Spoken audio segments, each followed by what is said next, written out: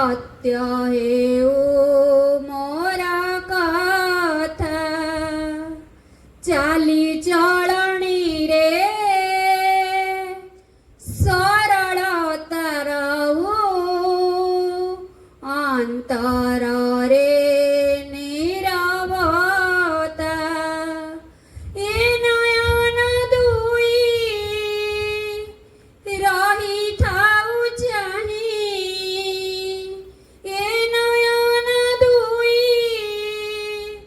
रही ठाऊ चाही पाइबाकू तुम देखा मा मा मा मो मा जुआड़े जाऊची ଯାହା ମୁଁ କରୁଛି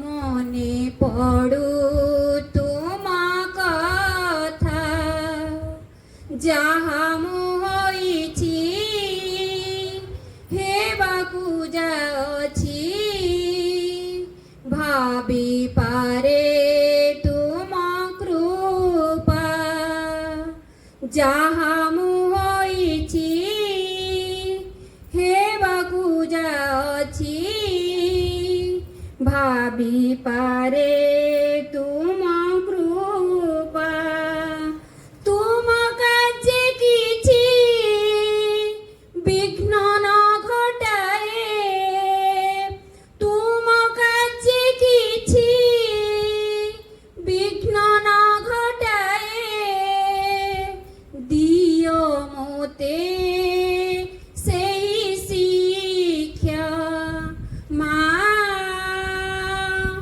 ମା ମା ମୋ ମା ଆଜି ଦିନଟି ମା ଶୁଭ ଦିନ ହେଉ ଶୁଭ ହେଉ ମୋର ଚିନ୍ତା ମୁହୂର୍ତ୍ତେ ଯେମିତି ଭୁଲି ମୁଁ ନ ଯାଏ ମୁହୂର୍ତ୍ତେ ଯେମିତି ଭୁଲି ମୁଁ ନ ଯାଏ ତୁମ ପ୍ରତି କୃତଜ୍ଞତା ମା ମା ମା ମୋ ମା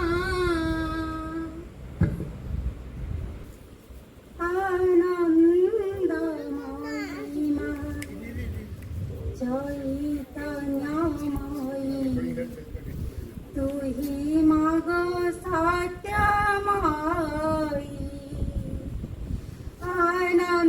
ଆନନ୍ଦମୟୀ ମା ଚୈତନ୍ୟମୟୀ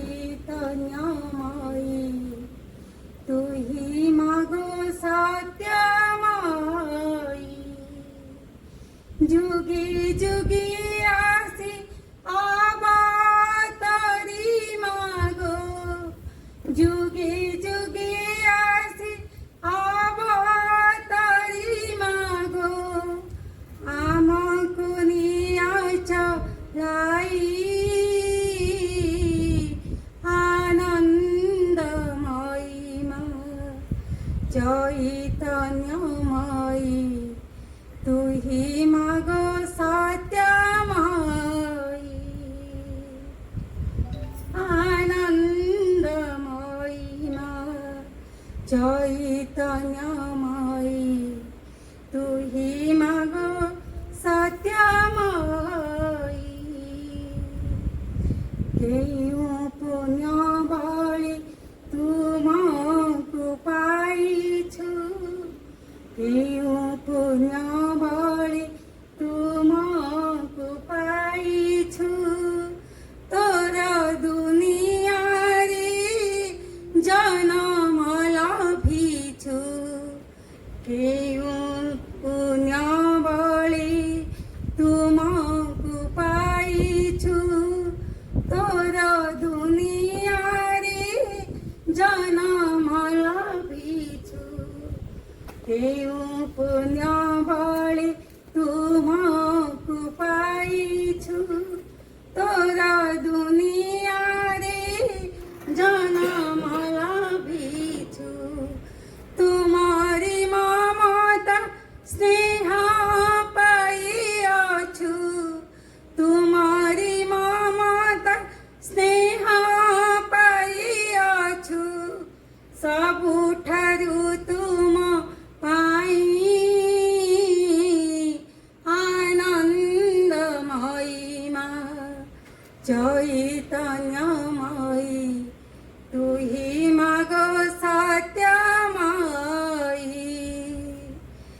परम प्रभुଙ୍କ इच्छारे आसिल पण्डिचेरी थामे दिन बिताइल परम प्रभुଙ୍କ इच्छारे आसिल पण्डिचेरी थामे दिन बिताइल साधक मनଙ୍କୁ साहाय्य କରିଲ ସାଧକ ମାନଙ୍କୁ ସାହାଯ୍ୟ କରିଲ ମାଗୋ ଦିବ୍ୟ ବାଣୀ ଦେଇ ଆନନ୍ଦମୟୀ ମା ଚୈତନ୍ୟମୟୀ ତୁହି ମାଗୋ ସତ୍ୟମୟୀ आनंदमयी माँ चैतन्यमयी तुही मागो सत्यमयी तुही मागो सत्यमयी तुही मागो सत्यमयी ଟିଏ କରି ଗଢ଼ିଦେଲ ମୋତେ ବଣରେ ମୁଁ ରହିଗଲି ଫୁଲଟିଏ କରି ଗଢ଼ିଦେଲ ମୋତେ ବଣରେ ମୁଁ ରହିଗଲି ଲାଗିଲିନି ଯଦି ତୁମରି ସେବାରେ ଲାଗିଲିନି ଯଦି ତୁମରି ସେବାରେ କାହିଁକି ମୁଁ ଫୁଟିଥିଲି ବଣରେ ମୁଁ ରହିଗଲି କେତେ ଆଶା କେତେ ସମ୍ଭାବନା ଭରି ଯତନରେ ଫୁଟାଇଲ ତୋଳି ନବା ପାଇଁ ଶ୍ରୀହସ୍ତରେ ମୋତେ ଏ କଥା କି ଭୁଲିଗଲ ପ୍ରତୀକ୍ଷା କରିଛି ତୁମ ଆସିବାକୁ ପ୍ରତୀକ୍ଷା କରିଛି ତୁମ ଆସିବାକୁ କେବେ ତୋଳି ନବ ବୋଲି ବଣରେ ମୁଁ ରହିଗଲି ମଧୁ ଝରା ତୁମ ମଧୁର ଓଠରୁ ପଡ଼ୁଥିବ ହସ ଝରି ମଧୁମୟୀ ତୁମ ବରଦ ହସ୍ତରେ ଫୁଲ ପାଖୁଡ଼ାଟି ଧରି ହାତ ମୋର ଧରି ଆପଣାର କରି ହାତ ମୋର ଧରି ଆପଣାର କରି ନେବ ଦିନେ ମୋତେ ତୋଳି ବଣରେ ମୁଁ ରହିଗଲି ଅଖଣ୍ଡ ବିଶ୍ୱାସ ଭରସା ରଖିଛି ନିଶ୍ଚୟ ଦିନେ ଆସିବ ଅବସାନ କରି ସବୁ ଅପେକ୍ଷାର ହସ୍ତ ପ୍ରସାରିଣ ନେବ ସମରପି ଦେଲି ମୋ ନିଜ ସହିତେ ସମରପି ଦେଲି ମୋ ନିଜ ସହିତେ ତୁମକୁ ଜାଣିବି ବୋଲି ବଣରେ ମୁଁ ରହିଗଲି ଫୁଲଟିଏ କରି ଗଢ଼ିଦେଲ ମୋତେ ବଣରେ ମୁଁ ରହିଗଲି ଲାଗିଲିନି ଯଦି ତୁମରି ସେବାରେ କାହିଁକି ମୁଁ ଫୁଟିଥିଲି କାହିଁକି ମୁଁ ଫୁଟିଥିଲି दुर्गा सूत्र माता दुर्गे सिंह वाहिनी सर्वशक्तिदायिनी माता शिवप्रिय तोर सत्यं सदा तांबे माने भारतवर्ष যৌবন তোর মন্দিরে আসীন প্রার্থনা করুছু শুণ মাত এই ভারতবর্ষে প্রকাশ হুଅ মাত দুর্গে যুগে যুগে ମାନବ ଶରୀର ଅବତୀର୍ଣ୍ଣ ହୋଇ ଜନ୍ମେ ଜନ୍ମେ ତୋର ହିଁ କାର୍ଯ୍ୟ କରି ତୋ ଆନନ୍ଦ ଧାମରେ ଫେରିଯାଉ ଏଥର ବି ଜନ୍ମ ହୋଇ ତୋର ହିଁ କାର୍ଯ୍ୟରେ ଆମ୍ଭମାନଙ୍କ ପ୍ରତି ଶୁଣ ମାତ ଏହି ଭାରତବର୍ଷରେ ସହାୟ ହୁଅ ମାତ ଦୁର୍ଗେ ସିଂହବାହିନୀ ତ୍ରିଶୂଳ ଧାରିଣୀ ବର୍ମାବୃତ ସୁନ୍ଦର ଶରୀରରେ ମାତ ଜୟଦାୟିନୀ ତୋ ପ୍ରତୀକ୍ଷାରେ ଭାରତ ରହିଛି ତୋର ସେହି ମଙ୍ଗଳମୟ ମୂର୍ତ୍ତି ଦେଖିବାକୁ ଉତ୍ସୁକ ଶୁଣ ମାତ ଏହି ଭାରତବର୍ଷେ ଆବିର୍ଭୂତ ହୁଅ ପ୍ରକାଶ ହୁଅ मात दुर्गे बलदायिनी प्रेमदायिनी ज्ञानदायिनी शक्ति स्वरूपिणी भीम सौम्य रुद्र रूपिणी जीवन संग्राम भारत संग्राम तोर पेट योद्धा आम्बे माने देव प्राणे मन असुर शक्ति असुर उद्यम देव हृदय बुद्धि देव चरित्र देव ज्ञान मात दुर्गे जगतश्रेष्ठ भारत जदि निबिड़ तिम्र आच्छिन्न थिला तू ही मात अगन प्रांतर कल्पोदय होचु तोर स्वर्गीय शरीर तिम्र विनाशिनी आभार विशाल प्रकाश आलोक विस्तार कर मात तिम्र विनाश कर मात दुर्गे श्यामला सर्व सौंदर्य अलंकृता ज्ञान प्रेम शक्तिर आधार भारत भूमि तोर विभूति आज पर्यंत शक्ति शरणे आत्मगोपन करथिले आगत सही जुग आगत सही दिन जितेबाला समग्र विश्वर भारत केन्द्र बहन कर भारजन उठुछि आस मात प्रकाश हुଅ मात दुर्गे तोर संतान आम्बे माने तो प्रसाद रे तो प्रभाव रे महत् कार्य महत् भाव रे युक्त हेउ हे मात विनाश कर क्षुद्रता विनाश कर स्वार्थ विनाश कर भय मात दुर्गे काली रूपिणी निर्मुंड मालिनी दिगंबरी कृपाण पाणी देवी असुर विनाशिनी क्रूर निराधराम तस्तरी विनाश कर गोटे भी जेपरि आंबमान मध्य जीवित रही न पारे विमल निर्मल जेपरि हो यही प्रार्थना मात प्रकाश हो मात दुर्गे स्वार्थ भय क्षुद्रा सहतर मीरमाण भारत आंबमान को महत् कर महत् प्रयास कर उदार चेता कर सत्य संकल्प कर जेपरि अवळ पासी निश्चेष्ट अलस भयभूत न हेउ मात दुर्गे जोग शक्ति विस्तार कर आमे तोर प्रियार्थ संतान आंबमान को मध्य युक्त शिक्षा चरित्र मेधा शक्ति श्रद्धा भक्ति तपस्या ब्रह्मचर्य सत्य ज्ञान विकास करी जगत वितरण कर मानव से दुर्गति नाशिनी जगदम्बे प्रकाश हो मात दुर्गे अंतस्तरी उपसार कर बाहर पद विघ्न निर्मूल कर बलशाली पराक्रमी उन्नत आर्य जाति भारत पवित्र कान उर्वर क्षेत्र गवन सहचर पर्वत तले भूत श्रेणी नदी तीरे एकता प्रेम सत्य शक्ति शिल्प साहित्य विक्रम ज्ञान श्रेष्ठ निवास करू मात्र चरण यही प्रार्थना प्रकाश हुଅ मात दुर्गे आंबमान मध्य जोग बड़े प्रवेश कर आंबे माने होई उठी पुत्र जंत्र अशुभ विनाशिनी तरबारी अज्ञान तिमिर विनाशी प्रदीप भारत युव गण कर वासना पूर्ण कर जंत्र जंत्र चला सुगंत्र तरबारी बुलाओ ज्ञान दीप्ति प्रकाश प्रदीप धर प्रकाश हुଅ मात दुर्गे तोते पाइले विसर्जन करिबु नाही श्रद्धा भक्ति प्रेम डोरे बांधि रखिबु आस मात आंबमान मन प्राण शरीर प्रकाश हो वीर मार्ग प्रदर्शिनी आस आउ विसर्जन करिबु नाही आंबमान समग्र जीवन हेउ निरवच्छिन्न दुर्गा पूजा आंबमान सकल कार्य अविरत पवित्र प्रेममय शक्तिमय मातृसेवा व्रत हेउ ଏହା ହିଁ ପ୍ରାର୍ଥନା ମାତ ଭାରତରେ ଆବିର୍ଭୂତ ହୁଅ ପ୍ରକାଶ ହୁଅ ଦ୍ୱିତୀୟ ଅଧ୍ୟାୟ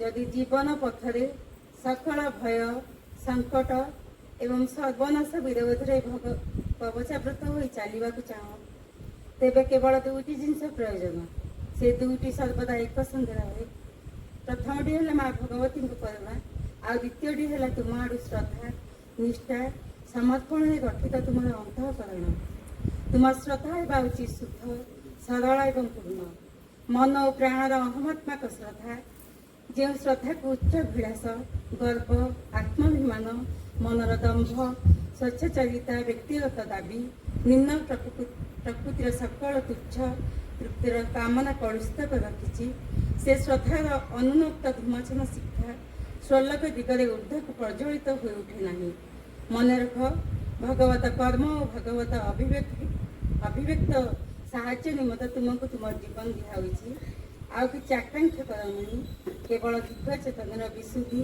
ଶକ୍ତି ଜ୍ୟୋତି ପ୍ରସାରତା ପ୍ରଶାନ୍ତି ଆନନ୍ଦ ସକାଶେ ଆକାଂକ୍ଷା କର ଯେପରି ସେହି ଚେତନା ତୁମ ମନ ପ୍ରାଣ ଦେହକୁ ରୂପାନ୍ତରିତ ଓ ସର୍ବାଙ୍ଗ ସୁନ୍ଦର କରି ଗଢ଼ିବା ନିମନ୍ତେ ସତତ ସଚେଷ୍ଟ ହୋଇ ଉଠିବ ଆଉ କିଛି ଚାହୁଁନାହିଁ କେବଳ ପୃଥିବୀ ଉପରେ ତୁମ ମଧ୍ୟରେ ଯେଉଁମାନେ ଅଧିକାର ପାଇଛନ୍ତି ଯେଉଁମାନଙ୍କୁ ଗ୍ରହଣ କରାଯାଇଛି ସେମାନଙ୍କ ମଧ୍ୟରେ ଭଗବତ ଆଧ୍ୟାତ୍ମିକ ଅତିମାଂସ ସତ୍ୟ ଓ ତାହାର ବାସ୍ତବ ସିଦ୍ଧିକୁ ଚାହଁ ଏବଂ ଚାହଁ ସେହି ଅବସ୍ଥା ଓ ବ୍ୟବସ୍ଥା ଯାହାର ଆନୁକୂଲ୍ୟରେ ହେବ ଏହି ସତ୍ୟର ସୃଷ୍ଟି ଏବଂ ସକଳ ବିରୋଧୀ ଶକ୍ତି ଉପରେ ପୂର୍ଣ୍ଣ ବିଜୟ ତୁମର ଆନ୍ତରିକତା ଓ ତୁମ ସମର୍ପଣ ହେଉ ଯଥାର୍ଥ ଏବଂ ସମ୍ପୂର୍ଣ୍ଣ ଯେବେ ତୁମକୁ ନିଜକୁ ଦେଇଦେବାକୁ ହୁଏ ତେବେ ନିଶେଷରେ ଦେଇଦିଅ କୌଣସି ଦାବି କୌଣସି ସର୍ତ୍ତ କୌଣସି କୁଣ୍ଠିତ ହେବାର ନାହିଁ ଯଦ୍ୱାରା ତୁମର ସକଳ ବସ୍ତୁ ଦିବ୍ୟ ଜନଙ୍କର ହୋଇଯିବ ଅହଙ୍କାର ପାଇଁ ଅଥବା ଅନ୍ୟ କୌଣସି ଶକ୍ତିକୁ ଦେବା ସକାଶେ ଯେପରି ଆଉ କିଛି ଅବଶିଷ୍ଟ ନଥିବ ତୁମର ଶ୍ରଦ୍ଧା ତୁମର ଆନ୍ତରିକତା ଓ ସମର୍ପଣ ଯେତେ ପୂର୍ଣ୍ଣତର ହେବ, ମାଙ୍କର କରୁଣା ଓ ଅଭୟ ସେତେ ହିଁ ଘେରି ରହିବ। ଯଦି ମା ଭଗବତୀଙ୍କର କରୁଣା ଓ ଅଭୟ ତୁମ ସଙ୍ଗେ ରହିଛି, ତେବେ ଆଉ ଏପରି କ'ଣ ଅଛି ଯାହା ତୁମକୁ ସ୍ପର୍ଶ କରିବ ବା ଆଉ କାହାକୁ ତୁମେ ଭୟ କରିବ? ଏହି କୃପାରୁ ଅଳ୍ପ ଟିକେ ବି ତୁମକୁ ସକଳ ବାଧା ବିପତ୍ତି ଓ ସଙ୍କଟରୁ ପାରି କରିଦେବ। ତାଙ୍କର ପୂର୍ଣ୍ଣ ଉପସ୍ଥିତି ଯଦି ତୁମକୁ ଆପ୍ଲୁତ କରି ରଖେ, ତେବେ ନିରାପଦରେ ତୁମ ପଥରେ ତୁମେ ଚାଲି ଯାଇପାରିବ। କାରଣ ସେହି ପଥ ହେଲା ମାଙ୍କର। এই ଜଗତରେ ହେଉ ବା ଅଦୃଶ୍ୟ ଜଗତ ସମୂହରେ ହେଉ, କୌଣସି ଶତ୍ରୁ ଶକ୍ତି ତାହା ଯେତେ ଶକ୍ତିଶାଳୀ ହେଉନା କାହିଁକି ତୁମକୁ ସ୍ପର୍ଶ କରିପାରିବ ନାହିଁ। କୌଣସି ବିପିଷ୍ଟିକା ତୁମକୁ ଚିନ୍ତାର କାରଣ ହୋଇପାରିବ ନାହିଁ। ଏହି କରୁଣାର ସ୍ପର୍ଶରେ ସଙ୍କଟ ସୁଯୋଗରେ ବ୍ୟର୍ଥତା ସାର୍ଥକତାରେ ଦୁର୍ବଳ ଅମ୍ଭକ ସମର୍ଥ ପରିଣତ ହୁଏ। କାରଣ ଦିବ୍ୟଜନଙ୍କର ଅନୁକମ୍ପ ହେଲା ପରମର୍ଶଙ୍କର ଅନୁମତି। ଏବେ ହେବା ପରେ ହେଉ, ତାର ଫଳ ସୁନିଶ୍ଚିତ, ପୂର୍ବ ନିର୍ଦ୍ଦିଷ୍ଟ, ଅବଶ୍ୟମ୍ଭାବୀ, ଅନୁଭୂତ। प्रणाम are the lotus feet of the divine mother. करुणामयी माँ, परम प्रभु श्री अरविंद, पूज्य भाईना, उपस्थित समस्त मातृ संतान, अग्रदूत छात्र समाज और पाठचक्र आज हूँ वार्षिक उत्सव। तेरे ये अग्रगति आम भितर ही अच्छी, ताको जागृत करिया पड़ो। सेतिक बेले आम अग्रगति करवा जिते आम नूतनता को परिप्रकाश करवा। प्रति मुहूर्त जो नुआ नुआ चाहवा अग्रगति हम। तेरे ये नुआ नुआ भावना काम भितर आनिबा, नुआ नुआ कर्म भितर सामिल हवा। इतिपाई कर्म आम गोटे प्रकृष्ट आधार। तेरे मु प्रथम सुभाष को अनुरोध करी किसी समय आमको ये कर्म संपर्क कर्म माध्यम आमर साधनार प्रगति केमती हम ता संपर्क किसी कहे मु आलोचना रखी भाई।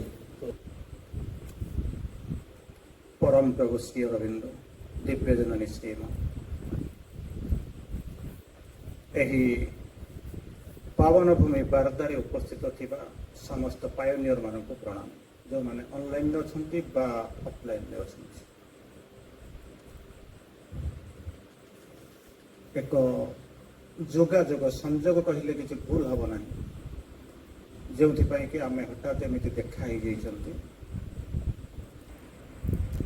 तेणु मुझे अल्प समय नेबी।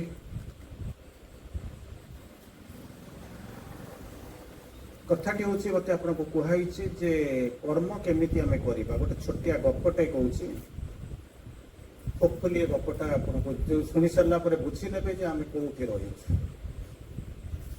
गपटा हूँ मल्टी डिरेक्शनल, विभिन्न दिगरु ये गपटा को आपको टच कर से जो आप पायोनियर बोलिक जो क्लास करुचंती, द्वितीयत जिन जो साधना करुचंती, तृतीयत आम जहाँ को लेकर आगे जो प्रयास करुचंती, आम भीतर जो केते गुड़िया व्यतिक्रम अच्छे मैं बुझी पारुना, तो सबू आंगल ये गपटा आपको टच कर भावुची।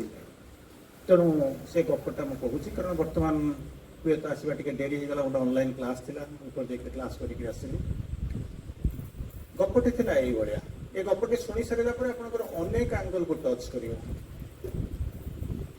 गोटे पिला गुरुकुल आश्रम रु पाठ पढ़ी के फेरी आसिला, नेचुरली फेरी आस। आपनक पाखरे 400 पिला आछन, पिला पढ़ी सारला परे हॉस्टल रु फेरी जाउछंती। एबे मध्ये जाइछंती, एबे आपनक पाखरे पिला कम अछंती। तेणु गोटे पिला जो घर को फेरला, ए गपटी शुणी सारा पर आप बुझीदेवे गपटे विशेष पाठ भी किसी कहूना। पिलाटा जो घर को आसिक पहुँचला, बापा माँ खुशी हवा कथा ना नहीं, नेचुराली खुशी होती। पिलाटा पाठ पढ़ी सरिक आसला, डिग्री धरिक आसला, आउ जाबार दरकार ना। बापार गोटे क्यूरियोसिटी है, धनी लोकटा सी ऊपर जाकर छात उपर जाकर देखला लुचिकी पुअर हावभाव केमिति आटिट्यूड। पिलाटा जाइए पाठ पढ़ी, एत पैसा खर्च कर डिग्री धरिक फेरी, पिलाटार आटिट्यूडटा केमिति हवा दरकार। किंतु बापा से पिलार आटिट्यूड देखिक दुख कला। मूलर साक्षात है पिलाटा दूर आसूँ। मन करूँ आप दांडीवाला स्टेशन रु पिलाटा चढ़ी चढ़ी आसूचे, आपरे ऊपर देखुं पिलाटार आटिट्यूडटा केमिति होइथिबो। पिलाटा आटिट्यूड देखि सारा बापा साटिस्फाइड है कहला ये काम नुहे। ଆସିଲାଟାକୁ ଖାଇବା ପାଇଁ ଦେଇ ସାରିଲା ପରେ ପିଲାଟାକୁ ବାପା ତାକୁ ଡାକିଲା କହିଲା ବାବାରେ ତୁ ଠିକ ଅଛି ପାସ୍ କରିକି ଆସିଲୁ ସବୁ ଠିକ ଅଛି ନା ହଁ ସବୁ ଠିକ ଠାକ ଅଛି ବେଟର ଗୋ ଡନ୍ ମାନେ ୱେଲ୍ ଗୋଇଂ ନୁହଁ ପୁରା ସରିଗଲାଣି ପାଠ ପଢିକି ଆସିଛି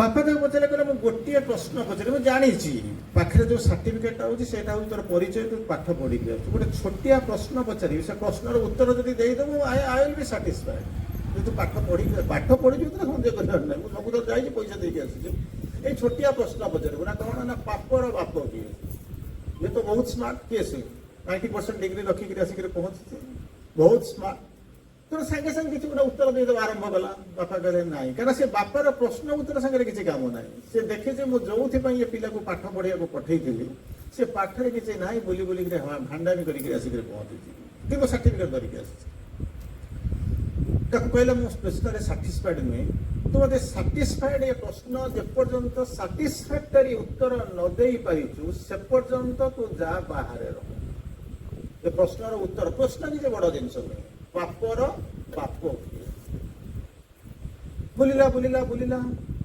यार ଭିତରେ ସେ ଘରୁ ବାହାରି ଗଲା ପ୍ରଥମେ ତ ଇଗୋ ଥିଲା ମୁଁ ପାଠ ପଢିକି ଆସିଛି ଧୀରେ ଧୀରେ ବୁଲି ଗଲା ପରେ କଣ ହେଲା ନା ଇଗୋଟା ଧୀରେ ଧୀରେ କମିଗଲା କାରଣ ବୁଲି ବୁଲି ଯାଉଛି ସେ ଦେଖୁଛି ନିଜେ ଯୋଉ ଭାବୁଥିଲା ମୁଁ ସବୁ ଯାକ ଜାଣିଛି ବୋଲିକିରି ବର୍ତ୍ତମାନ ସେ ବୁଝିଗଲା ଯେ ପ୍ରକୃତିରେ ମୁଁ ଆଉ ପାଠ କିଛି ଜାଣିନି ସବୁଠାରୁ ବଡ ଜିନିଷ ହଉଛି ଯୋଗର ଜିନିଷ ହଉଛି ଟୁ ନୋ ଦାଇସେଲ୍ଫ ଆଗେ ମୁଁ କିଏ ସେ ବୋଲିକିରି ଜାଣ ତାପରେ ଭଗବାନଙ୍କ ପାଖକୁ ଯିବ ଯଦି ମୁଁ କିଏ ନ ଜାଣିବି ତାହେଲେ ଭଗବାନଙ୍କୁ ଜାଣିବି କେମିତି ଦୁନିଆକୁ କେମିତି ଜାଣିବି ପ୍ରଥମ କାମ ହଉଛି ଟୁ ନୋ ଦାଇସେଲ୍ଫ ନିଜକୁ ଆଗେ ଜାଣିବାକୁ ଚେଷ୍ଟା କର ପିଲାଟାର ପ୍ରଥମେ ବହୁତ ଅହଙ୍କାର ଥିଲା ଯେ ମୁଁ ସବୁ ଯାକ ଜାଣିଛି ପ୍ରଶ୍ନ କରି ଆସିଛି କିନ୍ତୁ ପିଲାଟା କିଛି ଦିନ ଯାଇକି ବୁଲି ଯାଇ ସାରିଲା ପରେ ଏ ବାସ୍ତବ ଦୁନିଆକୁ ସାମ୍ନା କରି ସାରିଲା ପରେ ସେ ଜାଣି ସାରିଲା ଯେ I am A big zero ମୁଁ କିଛି ଜାଣି ନାହିଁ ବୁଲୁଛି କିନ୍ତୁ ବାପାର ପ୍ରଶ୍ନ ଆସୁଛି ଯେପର୍ଯ୍ୟନ୍ତ ଏ ପ୍ରଶ୍ନର ଉତ୍ତର ତୁ ନ ଦେଇଛୁ ସେ ପର୍ଯ୍ୟନ୍ତ ମୁଁ ତୋତେ ଆକ୍ସେପ୍ଟ କରିପାରିବିନି ନିଦର ୟୁର ଡିଗ୍ରୀ ନର ୟୁ ମୁଁ ତୋତେ ବି ଗ୍ରହଣ କରିପାରିନି ମୁଁ ତ ଡିଗ୍ରୀ ବି ଗ୍ରହଣ କରିପାରିବିନି ପିଲା ବୁଲି ବୁଲି ବୁଲି ବୁଲି କୋଉଠି ଖାଇବ କୋଉଠି ରହିବ କଣ କରିବ କିଛି ଆଉ ଜାଣିନି ସେତେବେଳେ ସିନା ବାପା ପଇସାରେ ୱେଷ୍ଟ କରୁଥିଲା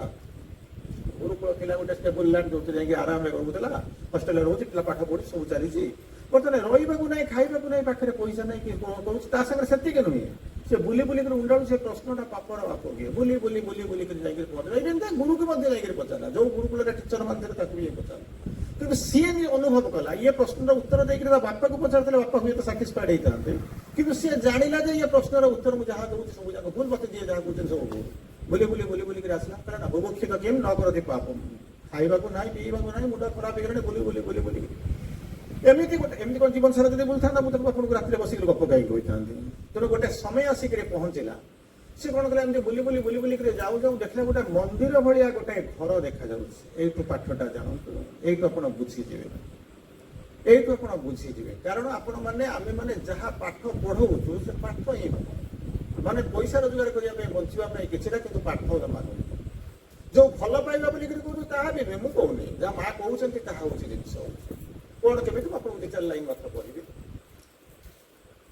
ତେଣୁ ଦେଖିଲା ଗୋଟେ ମନ୍ଦିର ଭଳିଆ ଦେଖାଯାଉଛି ମନ୍ଦିର ଆଗରେ କଣ କରୁଛି ଗୋଟେ ଷଣ୍ଢଟାଇ ଶୋଇଛି ମନ୍ଦିର ଭଳିଆ ଦେଖାଯାଉଛି ଷଣ୍ଢଟାଇ ଶୋଇଛି ତେଣୁ ନାଚୁରାଲି ଆପଣ ଆଶା କରିବେ ସେଟା ମନ୍ଦିର ହେଇଥିବ ନା ଆଉ କଣ ହେଇଥିବ ନାଚୁରାଲି ସେ ମନ୍ଦିର ହେଇଥିବ କିନ୍ତୁ ତା ଭିତରୁ ଇଆଡକୁ ତ ସହଜରେ ଖାଇବା ମାନେ ଭୋକ ହେଲାଣି ତାର ଅବସ୍ଥା ଅସବଳ ଖାଇନି ରହିନି ଶୋଇନି ଏମିତିକା ଅବସ୍ଥା ତା ଭିତରକୁ ପ୍ରବେଶ କରିଗଲା ଯେମିତି ସେ ଯୋଉ ଘରର କର୍ତ୍ତା ନଥିଲେ ଘରର କର୍ତ୍ରୀ ମାନେ ବୁଝୁଛନ୍ତି ତ ଘରର ମାଲିକାଣୀ ଲେଡି ଜଣେ ସିଏ ସେଠୁ କଣ କରିଛି ଆସି ତାକୁ ଉଠେଇ ଦେଇଗଲା ପାଣି ଗ୍ଲାସ ଦେଇଗଲା ପାଣି ପିଇ ଦେଇ ସାରିଲା ପରେ ୟାର ଟିକେ ସେନ୍ସ ଆସିଗଲା ଚିନ୍ତା କରନ୍ତୁ ଏଇଠୁ ଭଲକରି ଗପଟାକୁ ବୁଝ କିଛି ସମୟ ପରେ ତାର ସେନ୍ସ ଯେତେବେଳେ ଆସିଗଲା ସେ କଣ କଲା ବୁଝିପାରିଲା ପାଣି ଫାଣି ପିଇ ଦେଇଗଲା କିମ୍ବା ଜୁସ୍ କଣ ତ ଗୋଟେ ପିଇବାକୁ ଦେଇଥିବ ବର୍ତ୍ତମାନ ସ୍ୱାସ୍ଥ୍ୟ ହେଇଗଲା ଆସି ପହଞ୍ଚିଲା ସେ ଫିଲ୍ କଲା ବର୍ତ୍ତମାନ I am out of danger ମାନେ ମରିଯାଉଥିଲି ବର୍ତ୍ତମାନ ଅନ୍ତତଃ କୂଳକୁ ଲାଗିଗଲି ତାପରେ କିନ୍ତୁ ତାର ଖରାପ ଜିନିଷ ଆସିକିରି ପହଞ୍ଚିଲା ସେ ଜାଣିଲା ମୁଁ ଯାହାକୁ ଷଣ୍ଢ ବୋଲିକିରି ଭାବିକିରି ମନ୍ଦିର ଭଳିଆ ଦେଖାଯାଉଛି ଯୋଉ ତୋରଣ ଦେଖିକିରି ଆସିଥିଲି ସେଟା ପ୍ରକୃତରେ ମନ୍ଦିର ନୁହେଁ କୋଉଟା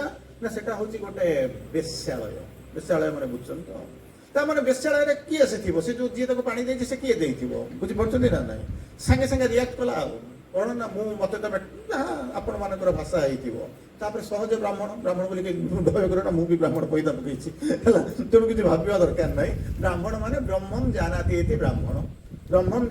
ଯିଏ ବ୍ରହ୍ମକୁ ଜାଣିଛନ୍ତି ସିଏ ହଉଛନ୍ତି ବ୍ରାହ୍ମଣ ତେଣୁ ଆପଣ ସମସ୍ତେ ହଉଛନ୍ତି ବ୍ରହ୍ମ ହଉଛନ୍ତି ଶିବର ବି ହଉଥିଲେ ବ୍ରହ୍ମ ତେଣୁ ତାକୁ ଜାଣିଛନ୍ତି ସମସ୍ତେ ହଉଥିଲେ ବ୍ରାହ୍ମଣ ମୁଁ ବି ମଧ୍ୟ ଜାଣିଛି ହୁଏତ ଆପଣଙ୍କ ମାନଙ୍କ ଭିତରୁ ମୁଁ ଜଣେ ବ୍ରାହ୍ମଣ, କିନ୍ତୁ ନର୍ମାଲି ଆପଣ ଯିଏ ପଇତା ପକା ଯାହାକୁ ଦେଖୁଛନ୍ତି ସେ ହଉଛନ୍ତି ଦ୍ୱିଜ।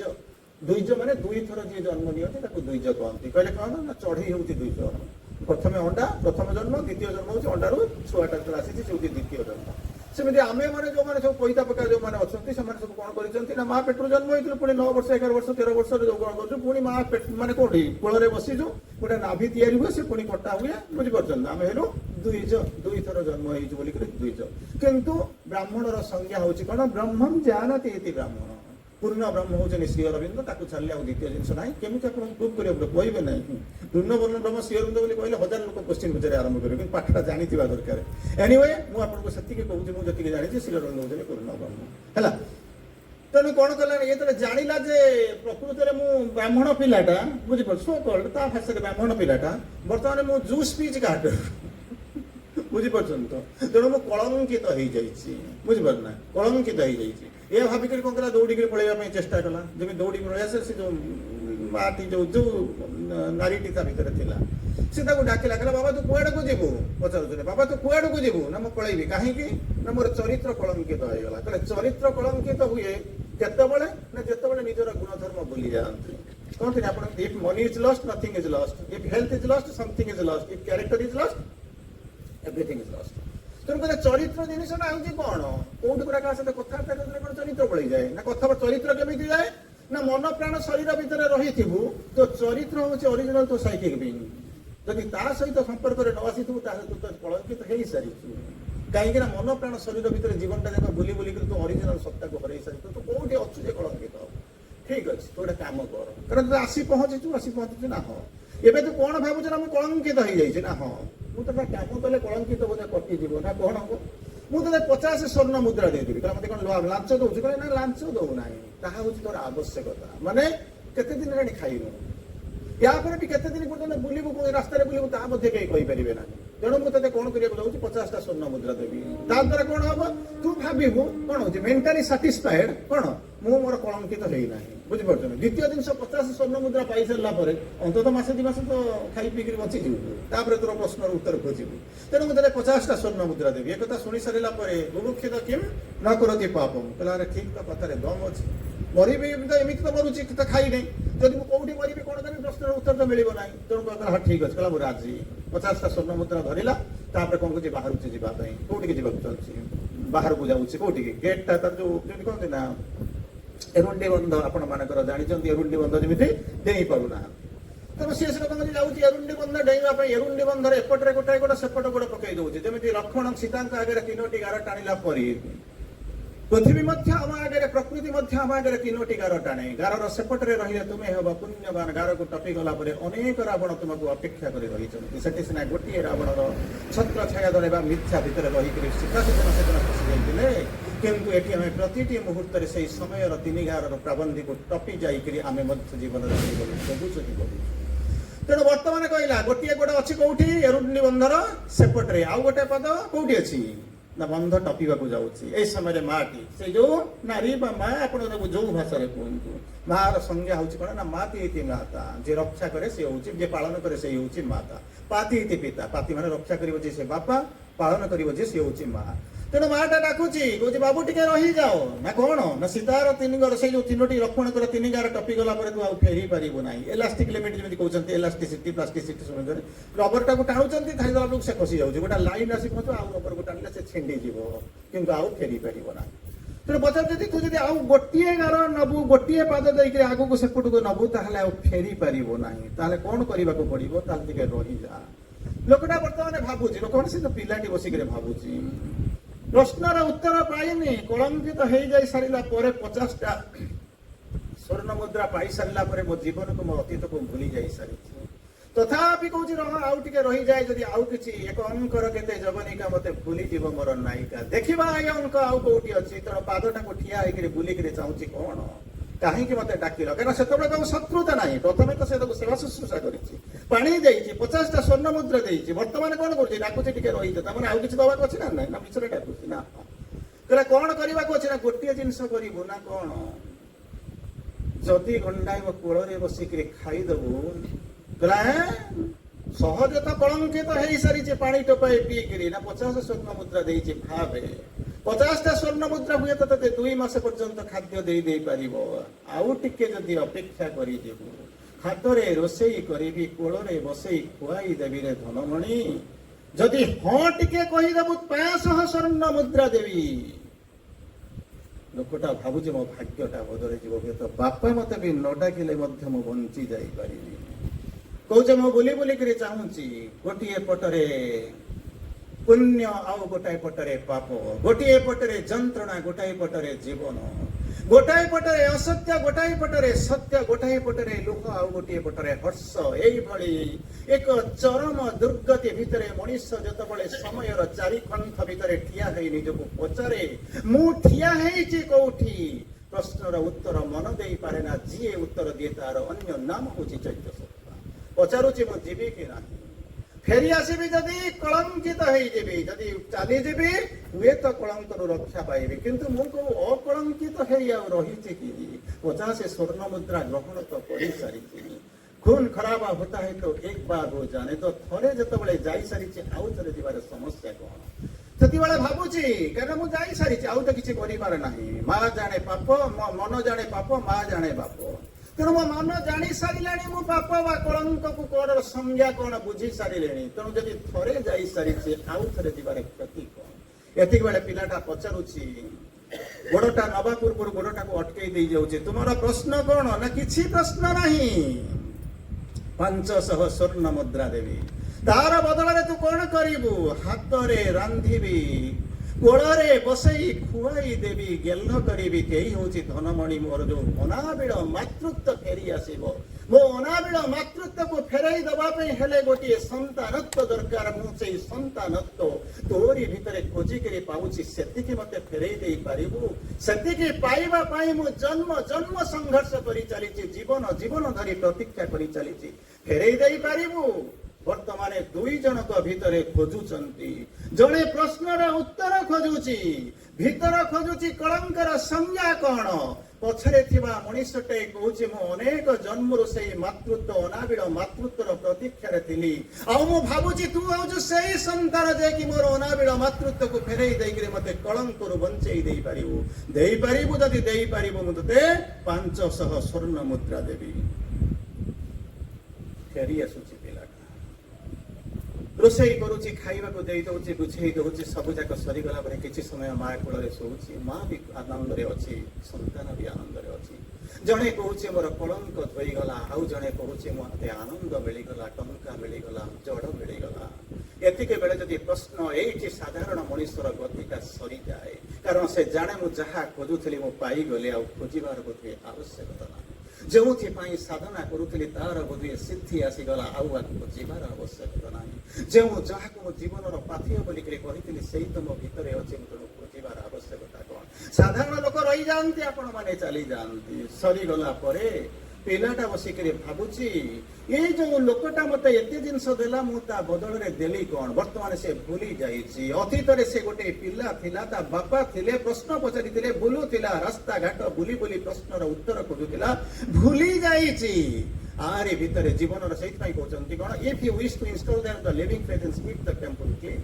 ଯଦି ଭଗବାନଙ୍କୁ ଜାଗ୍ରତ ଭାବରେ ସ୍ଥାପନ କରିବାକୁ ଚାହୁଁଛି କେବଳ ଗୋଟାଏ ଜିନିଷ କ'ଣ ସଫା କରିଦିଏ ସାମାନ୍ୟ ଟିକେ ଅଳିଆ ରହିଲେ ମଧ୍ୟ ସେ ତତେ ନଷ୍ଟ କରିଦେବ ଯେମିତି କହନ୍ତି ଗୋଟିଏ ବିନ୍ଦୁ ଜଳ ଯଦି ଗୋଟିଏ ପୋଖରୀ ଭିତରେ ରହୁଛି ସମୁଦ୍ର ମାଛ ନଷ୍ଟ ହେଇଯାଉଛନ୍ତି ମରିଯାଉଛନ୍ତି ଯେ ପୋଖରୀଟା ଦୂଷିତ ହେଇଯାଉଛି ଆପଣ ସେଇ ମାଛକୁ ସେଇ ବିଷ କଥା ଭାବୁଛନ୍ତି କେବେ ଥରେ ଭାବିଛନ୍ତି ସେଇ ପୋଖରୀ ଭିତରେ ମୁଁ ଯଦି ଗୋଟିଏ ବିନ୍ଦୁ ଅମୃତ ନେଇ ଢାଳିଦେବି ସେଇ ଅମୃତର ଧାରାରେ ସେଇ ସମସ୍ତ ଜଗତଟା ଅମର ହେଇଯିବ ବୋଲିକରି କେବେ କଳ୍ପନା କରିଛନ୍ତି ଆମେ ଭାବି ନାହୁଁ କାହିଁକି ନା ଆମରି ମୁଣ୍ଡରେ ପଶିଛୁ ଆମେ ଜାଣିଛୁ କେବଳ ବିଷଟାଏ ମାରି ଦେଇପାରେ ଅମରତ୍ୱଟା ବଞ୍ଚାଇ ଦେଇପାରିବ ଅମର କରିଦେବ ଏ ସତ୍ୟ ଯଦି ମୋ ଜୀବନରେ ପଶିଥାନ୍ତା ହୁଏତ ମୋ ଜୀବନର ରଙ୍ଗ କେବେଠାରୁ ବଦଳି ଯାଇ ସାରିଥାନ୍ତା ସେଇଥିପାଇଁ ଆପଣଙ୍କୁ କୁହାଯାଏ କ'ଣ କହୁଛନ୍ତି ଅନ୍ଧାରକୁ ଅଭିଶାପ ଦେବା ଅପେକ୍ଷା ଆଲୁଅଟିଏ ଜାଳିଦେବା ବରଂ ଭଲ ସମସ୍ତେ ତ ଅନ୍ଧାର ହଉଛନ୍ତି ସମସ୍ତେ ଗାଳି ଦେଉଛନ୍ତି ଆପଣ ବି ଯଦି ଗାଳି ଦେଉଛନ୍ତି ତାହେଲେ ଜନ୍ମର ସାର୍ଥକତା ରାସ୍ତା କୋଉଠି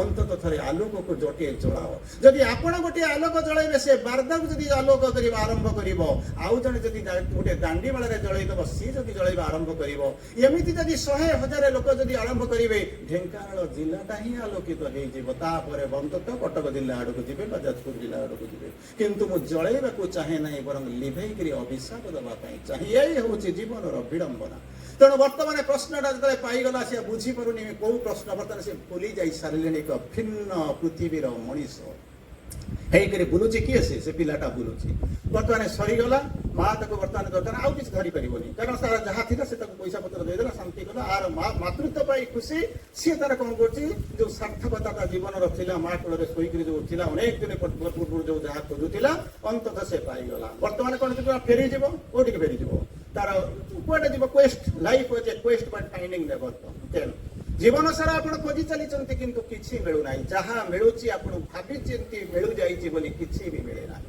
କାରଣ ଯାହା ଖୋଜୁଛନ୍ତି ଯଦି ପାଇ ଯାଇଥାନ୍ତେ ତାହେଲେ ଖୋଜିବାର ପରିସମାପ୍ତି ନିଜେ ଅନୁଭବ କରିପାରିଥାନ୍ତେ ଖୋଜିବାର କୌଣସି ଆବଶ୍ୟକତା ନଥାନ୍ତା ଏନିୱେ ପିଲାଟା ବର୍ତ୍ତମାନ କଣ କରୁଛି ମାଠକୁ ଖୁସି ହେଇଥିବ ନା ନାହିଁ ଗେଲ କରିଦେଇକି ଦୁଇ ପାଦେ ଯାଉଛି କୋଉଠିକି ସେଇ ଯୋଉ ଏରୁଣ୍ଡି ବନ୍ଧ ଟପିବା ପାଇଁ ପୁନର୍ବାର କଣ କରୁଛି ଚାହିଁ ଚାହିଁ ଯାଉଛି କାରଣ ବର୍ତ୍ତମାନ ଭାବିଲାଣି ଥରେ ଚାଲି ଯାଉଥିଲି 50 ସ୍ୱର୍ଣ୍ଣ ମୁଦ୍ରା ମିଳିଲା ଆଉ ଥରେ ଚାଲି ଯାଉଥିଲି 500 ସ୍ୱର୍ଣ୍ଣ ମୁଦ୍ରା ମିଳିଲା ମୋର ଯୋଉ କ୍ଷୁଧା ଥିଲା ସବୁଦିନ ପାଇଁ ଲୋପ ହେଇଗଲା ତେଣୁ ବର୍ତ୍ତମାନ କହୁଛନ୍ତି ମୁଁ ଆଉ ଥରେ ବୁଲିକିରି ଚାହିଁଲେ ଆଉ କିଛି ମିଳିବ ନାହିଁ ତ এই কথা বসিকি ভাবুছি সেতবেলে স্থিতপ্রজ্ঞ হইকি মনীষর মাটা বসিছি সেই যে জননী যাহা আপনার যাহা দৃষ্টি যেমতি দৃষ্টি দেখুন কারণ প্রথমে হুয়ে তো আপনার কইলি সে হচ্ছেন বেশ্যালয় বলে কইলি তাপরে এপর্যন্ত জাঁলে সে হচ্ছেন কোণ না অমর প্রেমর অপূর্ত যাহা কহতি পরিপূর্ণ নারী যাহা আপনার মানে কৌন ঠিয়া হয়েছেন গোড়টা পকাইকি যা ফিকিয়া পূর্ব পকাইবা যাচ্ছেন ফেরি যা চাহুমান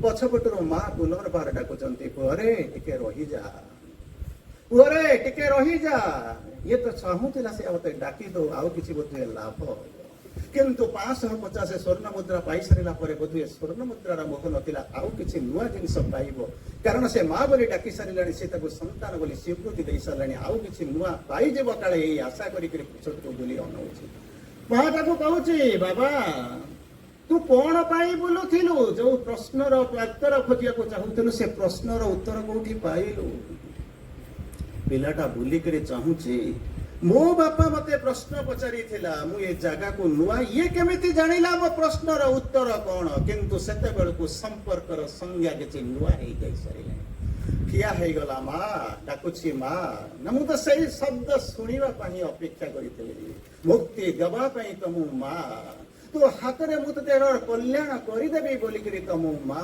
তোতে বন্ধা অন্ধারু মুক্তি দেবি বলিকি তো মো মা তোতে রাস্তা দেখাই দেবি তো বলিকি মো মা তোর হাত ধরিকি আগুকু নেই যাবি বলিকি তো মো মা তোতে জীবনর দিশা দেখাই দেবি তো বলিকি মো মা তো মা মতে ডাকি দেলু মু তোর মা হইগলি তু মোর সন্তান হেলু গোটে প্রশ্নর উত্তর যে খোঁজুলু সে প্রশ্নর উত্তর পাইলু ये टंका दिने सरी जीवन किए छड़े नहीं जीव 550 स्वर्ण मुद्रा आज अच्छी हुए तो काली नथिबो किंतु एटी खाइकरी चली जाई सारिला परे जेतेबेले तोर मनर को अलिंदरे गोटे प्रश्न उठिबा मु सब पाई गली धन मिली गला मा पाई गली किंतु मो प्रश्नर सही उत्तर पाई नाही अमीमांसित प्रश्नर सही अर्थ उत्तर को खोजी खोजी मु पागल हो जाई सारिलेनी सेतेबेले हुए तो ये टंका तते संतुष्ट करि परिबनी ना कोन करिबा को चाहूछु ना सही जो प्रश्न तो बापा तते पचारिथिले से प्रश्नर उत्तर तो शुणिकी जीवु नहीं मने पड़गला प्रश्नर उत्तर जदि मो पाई जाए बापा मते कोलई नेबे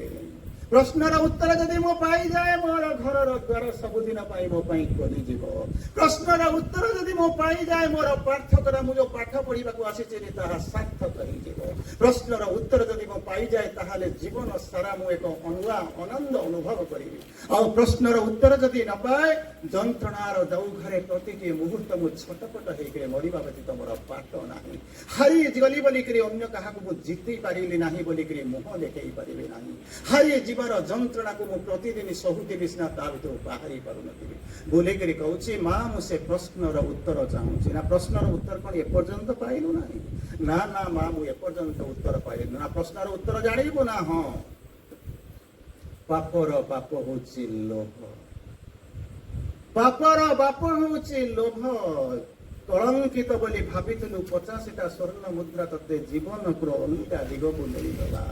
ଯେତେବେଳେ ଫେରିଯିବୁ ବୋଲିକିରି ଭାବୁଥିଲୁ 500 ସ୍ୱର୍ଣ୍ଣ ମୁଦ୍ରା, ବର୍ତ୍ତମାନ ଏକ ଭିନ୍ନ ପୃଥିବୀକୁ ଯାଉଥିଲୁ। ତା ଭିତରେ ପ୍ରଶ୍ନର ଉତ୍ତର ପାଇଯାଇ ସାରିଲା ପରେ ତୋ ଭିତରେ ପ୍ରଶ୍ନ ଆସୁଛି, ମୁଁ ବର୍ତ୍ତମାନ ଯୋଉ ଅଚଳାଚଳ ସମ୍ପତ୍ତି ଅଛି, ଏ ଯୋଉ ଅନାବିଳ ଯୋଉ ପ୍ରେମ ଅଛି, ମୁଁ ତାକୁ ସବୁ ଖୋଜିକିରି ପାଇଯିବି। ତେଣୁ ଟଙ୍କା ବି ମିଳିଲା, ପ୍ରଶ୍ନର ଉତ୍ତର ବି ମିଳିଲା, ଅନାବିଳ ମାତୃତ୍ୱ ପାଇଲୁ, ସନ୍ତାନତ୍ୱକୁ ଲାଭ କଲୁ। ଏବେ ତୁ ଘରକୁ ଫେରିଯା, ବୋଧ ହୁଏ ତୋର ଏକ ନୂଆ ଜୀବନ ତୋ ପାଇଁ ଅପେକ୍ଷା କରି ରଖିଛି। ଏଇ ହଉଛି କର୍ମର ସଂଜ୍ଞା, ଜୀବନର ସଂଜ୍ଞା, ଭାଷାର ସଂଜ୍ଞା। 2-3 ଲାଇନ୍ ଆଉ କହୁଛି, ପାଠ ପଢେଇବି, 2-3 ଲାଇନ୍ ଆପଣଙ୍କୁ କହୁଛି। ପ୍ରଥମ କଥା ହଉଛି କଣ, some sort of work is necessary for the proper balance of the body। ଶରୀରରେ ଆମ ଯୋଉ ବିଭିନ୍ନ ସତ୍ତା ଅଛନ୍ତି, ସେଥିପାଇଁ କାମ କରିବା ନିହାତି ଦରକାର, ନହେଲେ ହାରମୋନି ଆସିବନି, ବାଲାନ୍ସ ଆସିବ ନାହିଁ। ପ୍ରଥମେ କହୁଛନ୍ତି କଣ କରିବା ପାଇଁ, ଏଇ ଯୋଉ ଜିନିଷ ମୁଁ କରିବି କେମିତି, ନା 2ଟା ମେଥଡରେ କାମ କରିବା ଆରମ୍ଭ କରିବ। ସମସ୍ତେ କହିବେ କଣ, ନା ମୁଁ ଧ୍ୟାନ କରୁଛି। ନା କେମିତି ଧ୍ୟାନ କରୁଛୁ, ନା ଲାଇଟ୍ ଜଳେଇଛି, ଧୂପ ଜଳେଇଛି, କ୍ୟାଣ୍ଡଲ ଜଳେଇଛି, ବସିକିରି ମା ହଉଛି। ଏଇଟା ସମସ୍ତେ କରୁଛନ୍ତି। ଆପଣ କହୁଛନ୍ତି ନୂଆ କଣ କଲେ, ନା କଣ କରିବାକୁ। ପ୍ରଥମେ ଆପଣଙ୍କ ପାଇଁ ଦରକାର, ଶ୍ରୀ ଅରବିନ୍ଦଙ୍କ ଯୋଗ ହଉଛି ବିଭିନ୍ନ ଲେୟାର। ଯଦି ପଢିଥିବେ, ଯଦି ଠିକ ଠାକ ମୁଁ କହୁଛି, ଗୋଟିଏ ଲେୟାର ପାଇଁ ଇଏ ଠିକ ଅଛି। ଯାଉଛୁ ଆମେ, ଆସୁଛୁ, ରିଲିଫ ସେଣ୍ଟର ଯାଉଛୁ, ପ୍ରଣାମ କରୁଛୁ, ମେଡିଟେସନରେ ବସୁଛୁ, ଗୋଟିଏ ଲେୟାର ପାଇଁ। କଣ ଜୀବନ ସାରା ସେଇ ତୃତୀୟ ଶ୍ରେଣୀରେ କରୁଥିବେ, ନା ଆଉ କିଛି ଅଛି? ଯାହା ଅଛି ସେଇଟାକୁ ଖୋଜିବାକୁ ଚେଷ୍ଟା କରନ୍ତୁ, ଅନ୍ୟ କିଛି ନାହିଁ। କେମିତି ଆଗକୁ ଯିବେ, ଗୋଟେ ସମୟ ଆସି ପହଞ୍ଚିବ, ଇଏ ଯାହା ଦେଖୁଛନ୍ତି ହଉଛି ବାହ୍ୟ ଅବସ୍ଥା, ଓ କେମିତି ଭିତରକୁ ଯିବେ, କେମିତି ଉପରକୁ ଯିବେ, ସେଇ କଥା ଚିନ୍ତା କରିବେ। ତାର ସଂଜ୍ଞା କଣ, ନା work done in contact is meditation. ଭଗବାନଙ୍କ ସହିତ ଯୋଉ କାମ କରୁଛନ୍ତି, ତାକୁ ଭଗବାନଙ୍କ ସହିତ ଯୁକ୍ତ ହେଇକିରି କାମ କରନ୍ତୁ। ତାର ଅନ୍ୟ ନାମ ହଉଛି ଧ୍ୟାନ। କହିଲେ ମୁଁ ଯୁକ୍ତ ହେଇପାରୁନି, କାରଣ ଭଗବାନ କିଏ ମୁଁ ଜାଣିନି। ପ୍ରକୃତରେ ଆମେ ଭଗବାନ କିଏ ଜାଣିନୁ। ତେଣୁ ପଚାରୁଛନ୍ତି ଭଗବାନଙ୍କ ସହିତ ମୁଁ ଯୁକ୍ତ ହେବି କେମିତି, କର୍ମ କରିବି କେମିତି, ଯୁକ୍ତ ହେଇକିରି କର୍ମ ପୁଣି କେମିତି। ଏକ ତ କର୍ମ କଣ ଜାଣିପାରୁନି, ଦ୍ୱିତୀୟତଃ ଭଗବାନ କିଏ ମୁଁ ଜାଣିପାରୁନି, ଯୁକ୍ତ ହେବି କେମିତି ଜାଣିପାରୁନି, ଯୁକ୍ତ ହେଇକିରି ପୁଣି କର୍ମ କରିବି, ତ ବିରାଟ ଜିନିଷ। ସେଇଥିପାଇଁ କହେ ନା, ଯଦି କେହି ଜଣେ କହୁଛି ମୁଁ ଶ୍ରୀ ଅରବିନ୍ଦଙ୍କୁ ବୁଝିଥିବା, ଶ୍ରୀ ଅରବିନ୍ଦଙ୍କ ଦର୍ଶନକୁ ବୁଝିଛି, ତାକୁ ଧରି ନେବାକୁ ପଡିବ। He is lying. କାରଣ ଶ୍ରୀ ଅରବିନ୍ଦଙ୍କୁ ମା କହୁଛନ୍ତି, who can understand Shri Arvind? His teachings are limitless. He is as vast as the universe. ବିଶ୍ୱଠାରୁ ସେ ବିଶାଳ। ଆମେ ଇଂରାଜୀକୁ ଓଡ଼ିଆ କହିଦେଉଛୁ, ଇଂରାଜୀ ତ ଅଛି, ଓଡ଼ିଆଟା ଅଛି, ତାକୁ ଟ୍ରାନ୍ସଲେଟ କରିଦେଉଛୁ। କିନ୍ତୁ କେମିତି କଣ ହବ, କେମିତି ମୁଁ ଜାଣିବି? No, it's good to live is better and to be that is perfect। କହିଲେ ମାତ୍ର ହେଇପାରିବନି। ସତ୍ୟକୁ ଜାଣିବ, ଭଗବାନଙ୍କୁ ଜାଣିବାଟା ହଉଛି ଭଲ। ନା ଭଗବାନ କିଏ ତ ମୁଁ ଜାଣି ନାହିଁ। ଭଗବତ କଣ ହଉଛି, to know to live is better. ଭଗବତ ଚେତନାରେ ରହିବାଟା ହଉଛି ଭଲ। ଆଉ ସେ ହେଇ ଉଠିବ ହଉଛି ସର୍ବୋତ୍ତମ। ନା ମୂଳରୁ ଭଗବାନ କିଏ ଜାଣିନି, ମୁଁ ହେଇ କହୁଛି। $1,000,000 କ୍ୱେଶ୍ଚିନ୍। ଛାଡ଼ନ୍ତୁ, କଣ କହିଲେ, ଏଠି ଯୋଉ ଜିନିଷ କହିବା ଆରମ୍ଭ କଲେ, କଣ କହିଲେ, work done in contact is meditation. Meditation ହଉଛି କଣ, ଯୋଉ କାମ କରୁଛନ୍ତି ଭଗବାନଙ୍କ ସହିତ ଯୁକ୍ତ ହେଇକିରି କାମ କରନ୍ତୁ। କାମ କଣ ତ କରୁଛି ମୁଁ ଜାଣି ନାହିଁ, ଭଗବାନ କିଏ ଜାଣିନି, ଯୁକ୍ତ ହେବି କେମିତି। ତାକୁ ଏଇ ଜିନିଷକୁ ବୁଝିବା ପାଇଁ ଚେଷ୍ଟା କରନ୍ତୁ। ଜମା ତଳେ ଉପରେ ବାହାରିବାକୁ ଭାଷନ୍ତୁ ନାହିଁ। ତାର ପରବର୍ତ୍ତୀ ଅବସ୍ଥା ଯେ work done in two ଆଟିଚ୍ୟୁଡ is the right ଆଟିଚ୍ୟୁଡ is the ଯୋଗ, ଯାହାକୁ କହନ୍ତି କହୁଛନ୍ତି ଏଇ ହଉଛି ୱାର୍କ। କହୁଛନ୍ତି work done in to spirit is meditation. କଣ କରିବାକୁ ଚାହୁଁଛନ୍ତି, ନା ଭଗବାନଙ୍କର କାମ। କି କେତେ ଜଣଙ୍କ ଭିତରେ ଆସିଲାଣି ଭଗବାନଙ୍କର କର୍ମ, ଏସବୁ ଯୋଉ ଜିନିଷ ଆସିଲାଣି। Work done in to spirit is meditation. ଭଗବାନଙ୍କର କାମ ମୋର ନୁହେଁ, ଆପଣଙ୍କର ନୁହେଁ। ମୁଁ ଯାଉଛି ମାତ୍ର ଗୋଟେ ଯନ୍ତ୍ର ହେଇକି ଯାଇକି ସେଠି କାମ କରୁଛି। ଇଏକୁ ସରିଗଲା, ଆଗକୁ ଯାଆନ୍ତୁ। ଆଉ ଗୋଟେ 2ଟା ଲାଇନ୍ କହିଦେଇକି ବନ୍ଦ କରିଦଉଛି।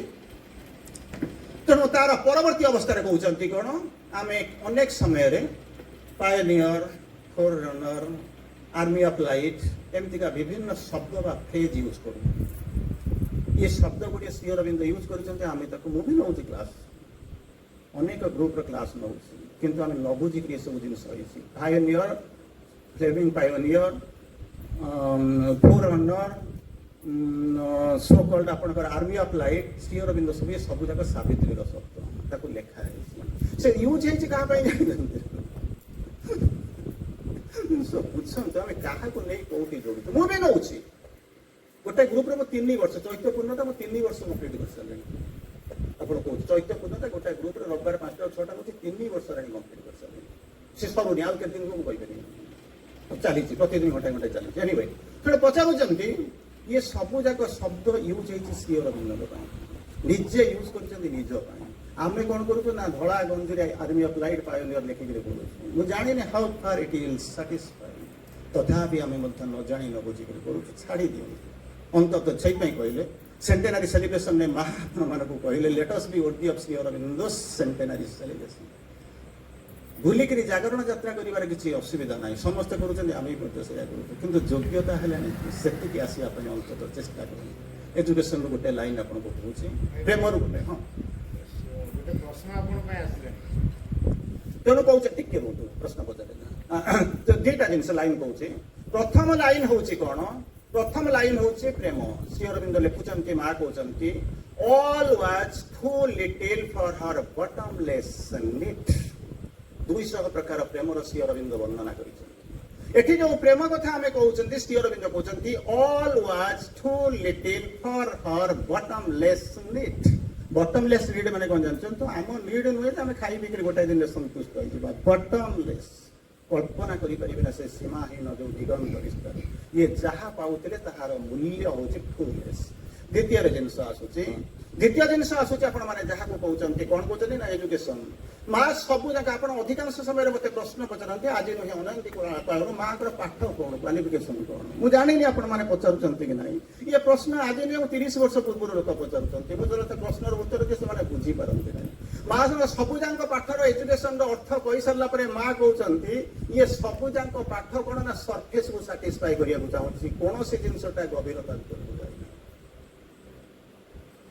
तेणु आम के रोचु अंततः कल्पना करने दरकार प्लीज ଗୋଟେ ପ୍ରଶ୍ନ ଆସିଲା ଆପଣଙ୍କ ପାଇଁ ପୂର୍ବ ଜନ୍ମର ପାପ କର୍ମର ଫଳ କ'ଣ ଆମେ ଏ ଜନ୍ମରେ ଭୋଗୁଛେ ଯଦି ହଁ ତାହେଲେ ଆମେ ଏ ଜନ୍ମର ଭଲ କର୍ମ ଯେତେ କଲେ ବି କ'ଣ ଆମେ ଆଉ ସେ ଦିବ୍ୟ ଖୁସି ପାଇପାରିବାନି ଆମକୁ ଏମିତି ସବୁ କଷ୍ଟ ଭୋଗରେ ବୁଡ଼ି ରହିବା ଆମେ କ'ଣ ଆମକୁ ଏମିତି ସବୁ କଷ୍ଟର ରୋଗରେ ବୁଡ଼ି ରହିବା କ'ଣ କଲେ ଆମେ ସବୁବେଳେ ନ ଚାହିଁଲେ ବି ପୂର୍ବସତରେ ମଧ୍ୟ ଦିବ୍ୟ କର୍ମରୁ ନିଜକୁ ପ୍ରତ୍ୟାହାର କରିପାରିବା महाकाव्य सावित्री श्री अरविंद कौन किसी कहते कि केते गुड़ाई प्रश्न ये जो प्रश्न रे गोटे दिन हुए 1000 प्रश्न पचराई ये जो प्रश्न की पचराई 1000 प्रश्न पचराई द्वितीय जिनस प्रथम प्रश्न प्रश्न एक्चुअली ये जिज्ञासा तो पचार किसी भूल ना जिनसटा हूँ पूर्व अतीत जन्म ए जन्म जो कहते पार्थक्य कौन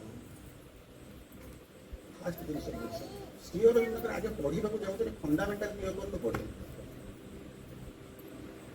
जन्म कहले मु कहूँ मोर अनेक जन्म हो सारे आपर अच्छी ए जन्म आसिक पहुँच सारे प्रति अंततः जो मैंने आध्यात्म जीवन यापन कर प्रति मुहूर्त में गोटे नुआ पृथ्वी में नव जन्म हुए जब न हो तो से आध्यात्म जीवन ना एक है बुझेगा आउ थे कहबी as if he was each day was a spiritual romance as if he was born into a bright new world spiritualism ର ସଂଜ୍ଞା ହେଉଛି କ'ଣ spiritualism ର ସଂଜ୍ଞା ହେଉଛି କ'ଣ ନା ଏ spiritualism ର ସଂଜ୍ଞା ହେଉଛି କ'ଣ ଷ୍ଟ୍ରେଟ୍ ଜିନିଷ ବୁଝନ୍ତୁ ଚେଷ୍ଟା କରନ୍ତୁ ବୁଝିବା ପାଇଁ ଚେଷ୍ଟା କରନ୍ତୁ ଅନେକ ରଙ୍ଗ କନସେପ୍ଟ ନେଇକି ଆମେ ଯାଉ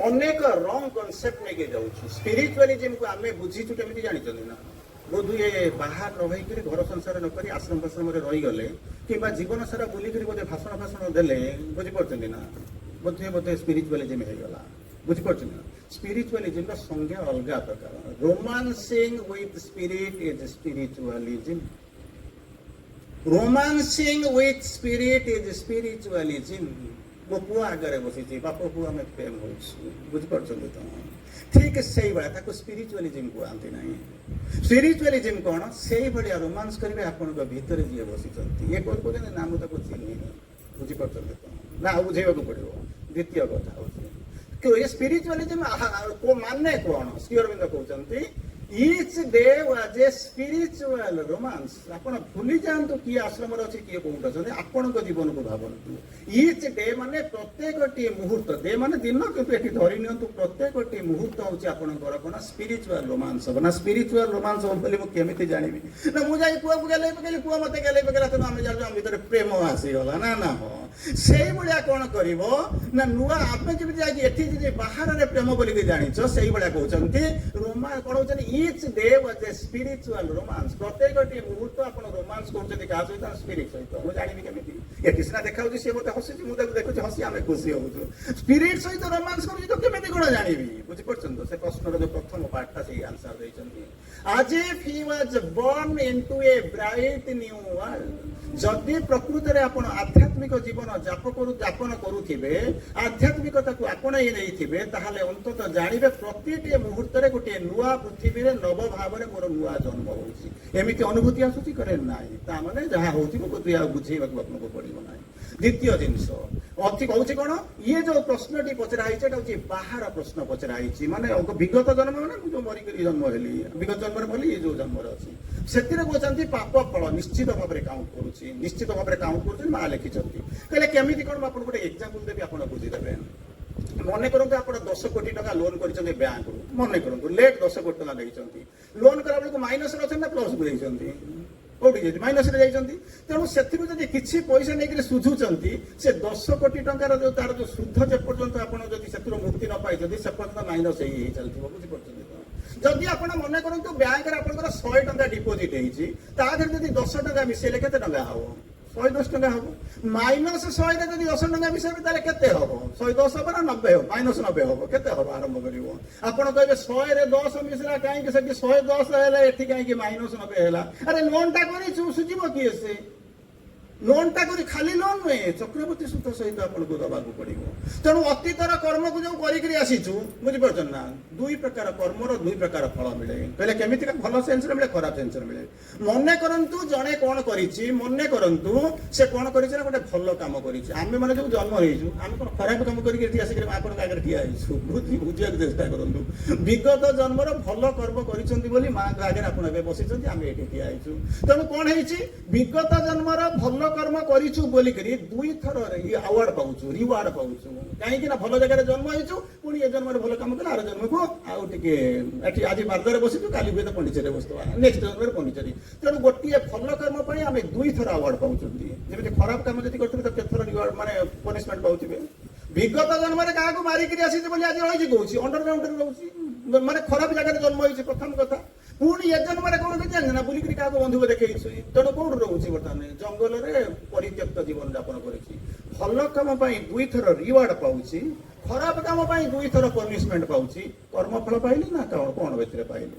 ବୁଝିଗଲା ନା ନାଇଁ? ତାକୁ ଛାଡ଼ିଲେ ଆପଣ କହିବେ ଏଇଭଳିଆ ଜିନିଷ କରିକି ସିଏ କେମିତି ମୁକ୍ତି ପାଇଯାଉଛି? ସିଏ କେମିତି ମୁକ୍ତି ପାଇଗଲା? ନା ତାର ଅଛି ନା କେମିତି କ'ଣ ଅଛି? 100ରୁ 10 ଗଲେ କେତେ ରହିବ? 90 ରହିବ। 0ରୁ 10 ଗଲେ କେତେ ରହିବ? -10 ଲୋନକୁ ପଳେଇଲେ। -100ରୁ 10 ଗଲେ ଆହୁରି କେତେ ରହିବ? ମାଇନସ ଗଲେ -120 ହେଇଯିବ। ବୁଝିପାରିଲେ ନା ନାହିଁ? ତେଣୁ ଚିନ୍ତା କରାଯାଉଛି କ'ଣ? ମୁଁ ସୁଧଟା ମୁଁ କ'ଣ ମୋ ବ୍ୟାଙ୍କର ବାଲାନ୍ସରେ କ'ଣ ଅଛି? ନା ଆର ଜନ୍ମରେ ବହୁତ କିଛି ସଞ୍ଚୟ କରିକି ଆସିଛୁ, 10-20 ଚାଲିଗଲେ କ୍ଷତି କ'ଣ ଅଛି? ତଥାପି ମଧ୍ୟ ମୁଁ ପଜିଟିଭ ସାଇଡରେ ବସିଛି। ବୁଝିପାରୁଛନ୍ତି ନା? ଆର ଜନ୍ମରେ ସବୁ ଯାକ ଖରାପ କାମ କରିକି ଆସିଛି, ଏ ଜନ୍ମରେ ଯଦି ଟିକିଏ ଭଲ କାମ କରୁଛି, ଭାବୁଛି ମୁଁ ବି ଭଲ କାମ କରୁଛି, ସିଏ ବି ଭଲ କାମ କରୁଛି, ସିଏ କାହିଁକି ଭୁକ୍ତି ପାଇଯାଉଛି? କାରଣ ଆର ଜନ୍ମର ଫଳକୁ କିଏ ତାକୁ ଏଥିରେ ସୁଝେଇବ? ଚିନ୍ତା କରନ୍ତୁ କ'ଣ? ଆର ଜନ୍ମରେ ଯୋଉ ବ୍ୟାଙ୍କ ବାଲାନ୍ସରେ ନେଗେଟିଭରେ ଚାଲିଛି, ତାକୁ ତାକୁ ସୁଝିଲେ ପୁଣି ପଜିଟିଭରେ ଚାଲିବି। ସେତେବେଳେ ଆପଣ କହିବେ ସିଏ ଖରାପ କାମ କରୁଛି, ସେ ଭଲରେ ଅଛି। କାହିଁକି ନା ବ୍ୟାଙ୍କ ବାଲାନ୍ସ ଅଛି 100 ଟଙ୍କା, 10 ଟଙ୍କା ଚାଲିଗଲେ 90 ଟଙ୍କା ତାଙ୍କ ପାଖରେ କ'ଣ ହଉଛି? ବାଲାନ୍ସ ତଥାପି ରହୁଛି। ମୁଁ କ'ଣ କରିଛି ନା ପୁରୀ ଏତେ ନେଗେଟିଭରେ ଅଛି ଯେ ମୁଁ ଯଦି 5 ଟଙ୍କା 3 ଟଙ୍କା ଯଦି ସୁଝୁଛି, ସିଏ ମୋର ସୁଧରେ କମ୍ପେନସେଟ୍ ହେଇଯାଉଛି, ମୁଁ ଆସିପାରୁନି। ବୁଝିଲା ନା ନାହିଁ? ତେଣୁ ଆପଣ ପୁରା ଜାଣିପାରିବେ ନା ଇଏ କୋଉଠି ଅଛି। ତୃତୀୟ ଜିନିଷ, ସ୍ୱର୍ଗ ଆଉ ନର୍କ ବୋଲିକରି ଗୋଟେ ପ୍ରଶ୍ନ ପଚାରିଛନ୍ତି। ସ୍ୱର୍ଗ ଏଟାରେ ଯିବି କି ନର୍କ ଆସିବି? କହିଲେ ଏମିତିକା ଜିନିଷ ପୃଥିବୀରେ କୋଉଠି ନାହିଁ। କହିଲେ ଏମିତି କିଛି ନାହିଁ। ହେଇ ସ୍ୱର୍ଗ ସାକେତ ଗୋଲେକ ବୈକୁଣ୍ଠ, ହେଇ ନର୍କକୁ ମୁଁ ସବୁ ଦେଖିଛି। ପୁତ ନାମ ତର୍କାତ ତ୍ରାୟତି ପୁତ୍ର, ଲୋକ ସବୁ କହନ୍ତି ମୁଁ ପୁଅ ଜନ୍ମ କରିବୁ। କାହିଁକି ପୁଅ ଜନ୍ମ କରିବୁ? ନା ସେ ନର୍କରୁ ଉଦ୍ଧାର କରିବ। ଆରେ ସେ ନର୍କ ବୋଲି କିଛି ନାହିଁ, ତୋ ମୁଣ୍ଡରେ ସେଇଟା ପଶି ଯାଇଛି, ସେଇ ହେଉଛି ନର୍କ। ରାସ୍ତାରେ ଦୁନିଆ ବହୁତ ଜିନିଷ ପଡିଛି, କିଛି ଜାଣିଛ? ଲକ୍ଷ୍ମୀ ବି ବିକ୍ରି ହଉଛି, ଅଲକ୍ଷ୍ମୀ ବି ବିକ୍ରି ହେଇଯାଉଛି। ଆପଣ କିଣିକିରି ଆଣିଲେ କ'ଣ ନା ଲକ୍ଷ୍ମୀକି କିଣିକି ଆଣିଲେ ଆପଣଙ୍କର ଲାଇଫ ବଦଳିଗଲା। ଅଲକ୍ଷ୍ମୀକି କିଣିକିରି ଆଣିକିରି ଲକ୍ଷ୍ମୀ ପାଇବେ ବୋଲିକିରି କେମିତି ଆଶା କରୁଛ? କହିଲେ କେମିତିକା କଥା? ନା ସ୍ୱର୍ଗ ନର୍କ ବୋଲିକିରି କିଛି ନାହିଁ। କେମିତି କ'ଣ ଯିବ? ଚେତନାରେ କହୁଛନ୍ତି, ଶ୍ରୀ ଅରବିନ୍ଦ କହୁଛନ୍ତି heaven and hell exist in the soul's consciousness. ସେମିତି ଜାଗା ବୋଲିକିରି କିଛି ନାହିଁ। ସୋଲ୍ର କନସିୟସନେସ୍ ଉପରେ, ମାନେ ସୋଲ୍ର କନସିୟସନେସ୍। ମୁଁ ସୋଲ୍ କ'ଣ ଜାଣିନି, ମୁଁ କେମିତି ଜାଣିବି ସ୍ୱର୍ଗ କ'ଣ ନର୍କ କ'ଣ? ତେଣୁ ୟାକୁ କହୁଛି ଏଇଟା ହଉଛି ସ୍ୱର୍ଗ, ସେଇଟା ଏଇଟା ହଉଛି ନର୍କ। ଆରେ ସେମିତି ସ୍ୱର୍ଗ ନର୍କ ହୁଅନ୍ତି ନାହିଁ। କେମିତି କଣ ମୋ ଜୀବନଟା ନର୍କ ହେଇଗଲା ନା କେମିତି କଣ ତୁ ଜାଣିଲୁ ନର୍କ ହେଇଗଲା? ଜିନିଷ ବୁଝିବାକୁ ଚେଷ୍ଟା କରନ୍ତୁ। କେମିତି କଣ ନର୍କ ହେଇଗଲା ନା ଜୀବନଟା ମୋ ସ୍ୱାମୀ ମତେ ଆଜି ଗାଳି ଦେଇଗଲେ ତେଣୁ ମୋ ଜୀବନଟା ନର୍କ ହେଲା। କାଲି ଯେତେବେଳେ ତତେ ଗେହ୍ଲା କରୁଥିଲେ ସେତେବେଳେ ସ୍ୱର୍ଗ ଥିଲା। ହଁ ଭାବନ୍ତୁ, ମତେ ଜୀବନ ସାରା ସେ ମୁଣ୍ଡରେ ବସେଇଥିଲେ ସେତେବେଳେ ସ୍ୱର୍ଗ ଥିଲା। ଆଜି ମତେ ତୁ ମାନିକିରି କହିଦେଇଛନ୍ତି ସେତେବେଳେ ଜୀବନଟା ନର୍କ ହେଇଗଲା। ତାମାନେ ସ୍ୱର୍ଗ ଏଟା ହଉଛି ତ ମାଇଣ୍ଡର କନସିୟସନେସ ରେ ରହିଛି। ସ୍ୱର୍ଗଟା ଅରିଜିନାଲି ସ୍ୱର୍ଗ ନର୍କ ଇଏ କୋଉଠି ରହୁଛି ନା ସୋଲ୍ସ କନସିୟସନେସ ରେ ରହୁଛି। ଇଏ ହଉଛି ତୃତୀୟ ପ୍ରଶ୍ନର ଉତ୍ତର। ଚତୁର୍ଥ ଜିନିଷ ମୁଁ ମୁକ୍ତି ପାଇବି ନା ନାହିଁ, ନା ନାଚୁରାଲି ମୁକ୍ତି ପାଇବୁ ନା କେମିତି କଣ ମୁକ୍ତି ପାଇବି ନା ସୁଝିଦିଏ। ବ୍ୟାଙ୍କ ଆଉ ଆସିବନି ତ, ଘର ଲୋନ୍ କରିବନି, ଏଟାକୁ କୋଉଠି ଅକ୍ସନ କରିବ ନାହିଁ। ତାହେଲେ ଯଦି ନ କରିପାରିବି, ଏମିତି ବି ଅଛି ନ କରିପାରିବି ନା ନ କରିପାରିଲେ ମଧ୍ୟ ତତେ ଉଦ୍ଧାର ଦେବା ପାଇଁ କିଛି ଲୋକ ଅଛନ୍ତି, ତାକୁ ଯାଇକିରି ଧର। ନା କିଏ ସେ ଉଦ୍ଧାର କରିବା ପାଇଁ ଅଛି ନା ଯିଏ ଉଦ୍ଧାର କରିଯିବ ବାଇପାସ୍ କରିବା ପାଇଁ ସିଏ ଆପଣଙ୍କ ପାଖରେ ଅଛି, ତାକୁ ଧର। ନା ତାକୁ କେମିତି ଧରିବି? ଭାବନ୍ତୁ ତାକୁ ଧରିବି ମାନେ କଣ କରିବି? ମନ୍ଦିରକୁ ଯାଇକି ସକାଳୁ ସନ୍ଧ୍ୟାବେଳେ ମାଗୁଛି ମତେ ହାତୀ ନେ ଘୋଡା ନେ ମୋ ପାଇଁ କାଲି ବଜେଇ ଦିଏ। ଆରେ ମତେ ଶୁଦ୍ଧ ମାଗିବା ପାଇଁ ଶୁଦ୍ଧରୁ ମୁକ୍ତି ପାଇବା ପାଇଁ ଯାଉଛି ନା ଯେତେବେଳେ ଚିନ୍ତା କରନ୍ତୁ ବାପା ପାଖକୁ ଗୋଟେ ପିଲାଟା ଯାଇଥିବ, ବାପା ମତେ 10 ଟଙ୍କା ଦେଲ କାହିଁକି ନା ମୁଁ କୁରକୁରି ଖାଇବି, ଲେଜ୍ ଖାଇବି। ଯଦି କହିବ ବାପା ମୋର କିଛି ଦରକାର ନାହିଁ ମତେ ତୋ କୋଳରେ ଟିକେ ଶୁଆଇ ଦିଏ, ବୁଝିପାରୁଛୁ? ମା ଦିନେ ତାକୁ ଶୁଆଇଥିଲା, ବାପା ମତେ ତୋ କୋଳରେ ଟିକେ ଶୁଆଇ ଦିଏ। ବାପା 10 ଟଙ୍କା ଦବ, କୁରକୁରି ଦବ, ଲେଜ୍ ଦବ, ଗେଲା ଦବ, ତାକୁ ଆଉ 100 ଟଙ୍କା ଦିଏ ବାପା ଯାହା କରିବୁ କର। ଦିଟା ଭିତରେ କୋଉଟା ଭଲ କହିଲ? ଚିନ୍ତା କରି ଦେଖନ୍ତୁ, ଭାବନ୍ତୁ। ମୁଁ ବାପାକୁ ମାଗିବାକୁ ଯିବି, ବୁଝିପାରୁଛନ୍ତି? ନା ମାଗିବାକୁ ଯିବି ନା ନ ମାଗିବି ତାଙ୍କର ହେଇଯିବି। ସେଇ ଯୋଉ ତାଙ୍କର ହେଇଯିବାକୁ ଶ୍ରୀ ଅରବିନ୍ଦଙ୍କ ଭାଷାରେ କନସିକ୍ରେସନ। ତାର ମୁଁ ଏତେ ବାଟ ଯାହା କହିଗଲି ଆପଣଙ୍କୁ ଆହୁରି ପ୍ରଶ୍ନ ଉତ୍ତର ଅଛି। ମାତ୍ର ମୁଁ ଦିଟା ଏଡେ ବଡ ପ୍ରଶ୍ନ ମୁଁ 3ଟା ପାର୍ଟ କରିଛି, 3ଟା ପାର୍ଟ ନା 4ଟା ପାର୍ଟ କରିଛି, ଆହୁରି ଗୁଡ଼ାଏ ପାର୍ଟ ଅଛି। ସମୟ ମତେ କହିସାରିଲେଣି। ଗୋଟିଏ ଯାହା ଏପର୍ଯ୍ୟନ୍ତ ବୁଝେଇଲି ତାର ଗୋଟିଏ ଶ୍ରୀ ଅରବିନ୍ଦଙ୍କ ବାଣୀ କହିଦଉଛି, ସେଥିରେ ତା ଭିତରେ ସବୁ ଅଛି। ବାଇ 1 ଗେଟ୍ 3 ଏମିତିକା ଶବ୍ଦ ଜାଣିଛନ୍ତି ନା? ବାଇ 1 ଗେଟ୍ 3 ମାନେ ଯୋଉ ଦୁର୍ଗା ପୂଜା ଲକ୍ଷ୍ମୀ ପୂଜାଙ୍କ ଭିତରେ ସବୁ ଯାକ ମଲରେ ଦେଖାଯିବ ବାଇ 1 ଗେଟ୍ 3, ବୁଝିପାରୁଛନ୍ତି ନା? ଆରେ ସେତେବେଳେ ଆମେ ଦୌଡୁ, ପାଗଳ ହେଇକି ଦୌଡୁ। ଗୋଟେ ସାର୍ଟର ଦାମ ହଉଛି କେତେ ମନେ କରନ୍ତୁ 250 ଟଙ୍କା। 3ଟା ସାର୍ଟର ଦାମ କେତେ? 750 ଟଙ୍କା। ସିଏ ଦେଖୁଛି ବାଇ 1 ଗେଟ୍ 3 ଗୋଟେ ଦାମ ହଉଛି 1000 ଟଙ୍କା, ବୁଝିପାରୁଛନ୍ତି ନା? 3ଟା ଦବ, 3ଟା ଦେଲେ 750 ଟଙ୍କାରେ ଆପଣ କିଣିଥାନ୍ତେ, ହୁଏତ ବାର୍ଗେନିଂ କରିଥାନ୍ତେ। 1000 ଟଙ୍କା ତାକୁ ଦଉଛନ୍ତି କାହିଁକି କହିଲେ? ମୁଁ ଦିଟା ମାଗଣା କରୁଛି। This is one mentality. Shri Aurobindo କେମିତି ବାଇ 1 ଗେଟ୍ 3 ବୁଝାଉଛନ୍ତି, ଆପଣଙ୍କୁ ସେଇଆ ବୁଝାଉଛନ୍ତି। ତାହେଲେ ଦୁଇ ପ୍ରକାର ମଣିଷ ଅଛନ୍ତି। ଯାହା ଆପଣଙ୍କୁ ଏପର୍ଯ୍ୟନ୍ତ ବୁଝାଉଥିଲି 45 ମିନିଟର ସାରାଂଶ ହଉଛି ଶ୍ରୀ ଅରବିନ୍ଦଙ୍କର ଗୋଟାଏ ଲାଇନ। କଣ କହିଲେ? ଆରମ୍ଭ କଲେ, କହିଲେ ପ୍ରଥମ କଥା କହିଲେ କଣ ନା ପୃଥିବୀରେ ଦୁଇ ପ୍ରକାର ମଣିଷ ଏକ୍ଜିଷ୍ଟ କରୁଛନ୍ତି। ଅନେକ ପ୍ରକାର ମଣିଷ ଏକ୍ଜିଷ୍ଟ କରୁଛନ୍ତି, ମୋ ପ୍ରଶ୍ନର ଉତ୍ତର ଆଜି ଦୁଇ ପ୍ରକାର ଏକ୍ଜିଷ୍ଟ କରୁଛନ୍ତି। ପ୍ରଥମ ପ୍ରକାର ଲୋକ କଣ କରନ୍ତି ନା ମାଗିବାକୁ ଯାଆନ୍ତି। ଆଉ ଯଦି ଭଗବାନଙ୍କୁ ଯଦି ନ ଦଉଥାନ୍ତି ତାହେଲେ ତ ମନ୍ଦିର କେବେଠାରୁ ବନ୍ଦ ହେଇସାରନ୍ତାନି, ବୁଝିଲେ ନା?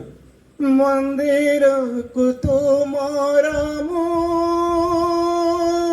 ଯିବିନି ଆଉ, ବାସି ହୋଇ ଯାଉ ପଛେ ପୂଜା ସମ୍ଭାର, ପୂଜା ସମ୍ଭାର।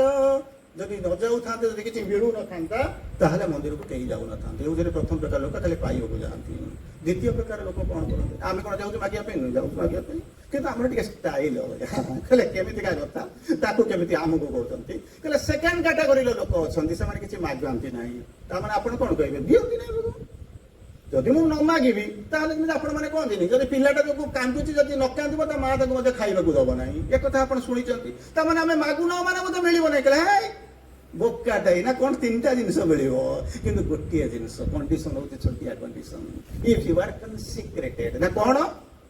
ପ୍ରଥମ ଲାଇନଟା ଯୋଉଟା କହିଲେ, ଯୋଉମାନେ ମନ୍ଦିରକୁ ଯାଉଛନ୍ତି ଯାହା ମାଗନ୍ତି ଭଗବାନ ତାକୁ ଦିଅନ୍ତି, ପ୍ରଥମ କଣ୍ଡିସନ। ଦ୍ୱିତୀୟ କଣ୍ଡିସନ ହୁଏତ ଆମ ମାନଙ୍କ ହୁଏତ ବୋଲି ଲଗାଉଛି, ଆପଣ କହିବେ ନା ଯେ ଏଟା ନିଶ୍ଚିତ ଭାବରେ ପ୍ରଯୁଜ୍ୟ। ଶ୍ରୀ ଅରବିନ୍ଦକୁ ପଢିଲା ବେଳେ କନସିୟସଲି ପଢିବେ, ଭୁଲ ଜିନିଷ। ଇଂରାଜୀ ଓଡ଼ିଆଟା କିଛି ନାହିଁ। ଶ୍ରୀ ଅରବିନ୍ଦଙ୍କ ଲିଟରେଚର, ମାଙ୍କ ଲିଟରେଚରରେ ଇଂରାଜୀ ଓଡ଼ିଆ ଟ୍ରାନ୍ସଲେସନ କିଛି ନାହିଁ। ଯେ ପକ୍ଷୀ ଉଡ଼େ ଯେତେ ଦୂର, ଯେତେ ଗଭୀରକୁ ବସିବେ ସେଇ ଅନୁପାତରେ ଖୋଜିବେ ପାଇବେ।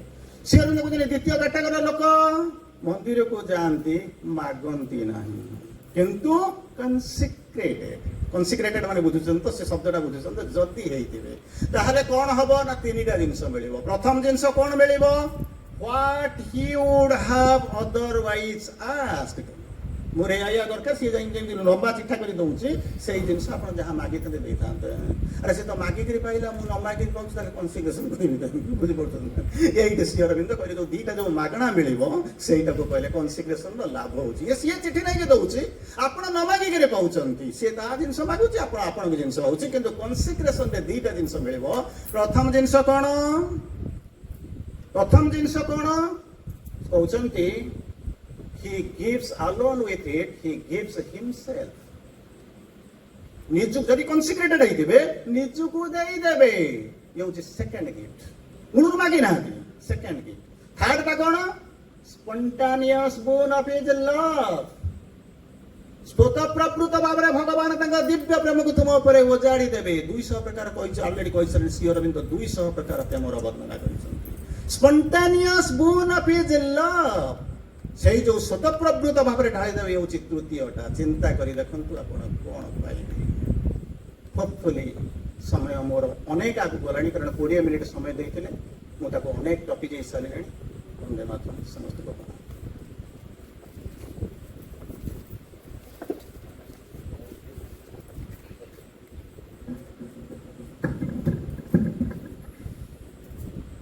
आईकर बहुमूल्य वक्तव्य माँ पाखे अशेष कृतज्ञता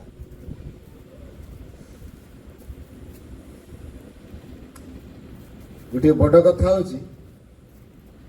आम मैंने समस्ते कर्म भितर अच्छे पूर्णांग शिक्षा केन्द्र कर्म कले जे साधना जो ए धारणा आदि थाए तेल भूल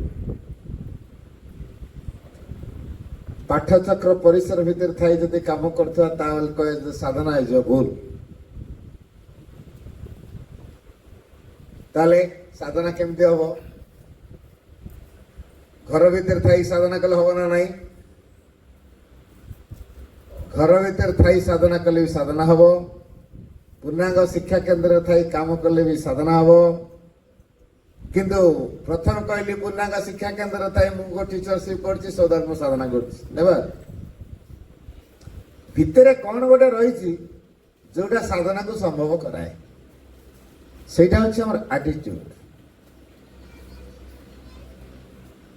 दिन सारा खटुवा श्रम करुवा राति 3टार उठी दिन सारा खटी राति 11टा बेले शोथुआ 4 घंटा मात्र विश्राम कह दिन सारा मु अनुष्ठान रे काम करछि सो दैट मोर साधना हो नेवर कदापि हेबनी कहीं हेबनी आटिट्यूडटा नहीं मु श्रम करुछि काम को मो साधनार माध्यम रूपे ग्रहण करी नहीं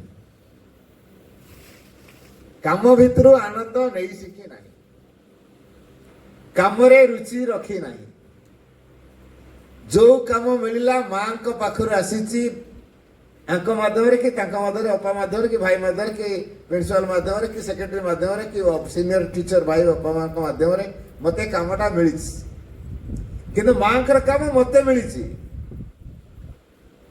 मु ताको को एटीट्यूड रे करूछि सेटा होचे गुरुत्वपूर्ण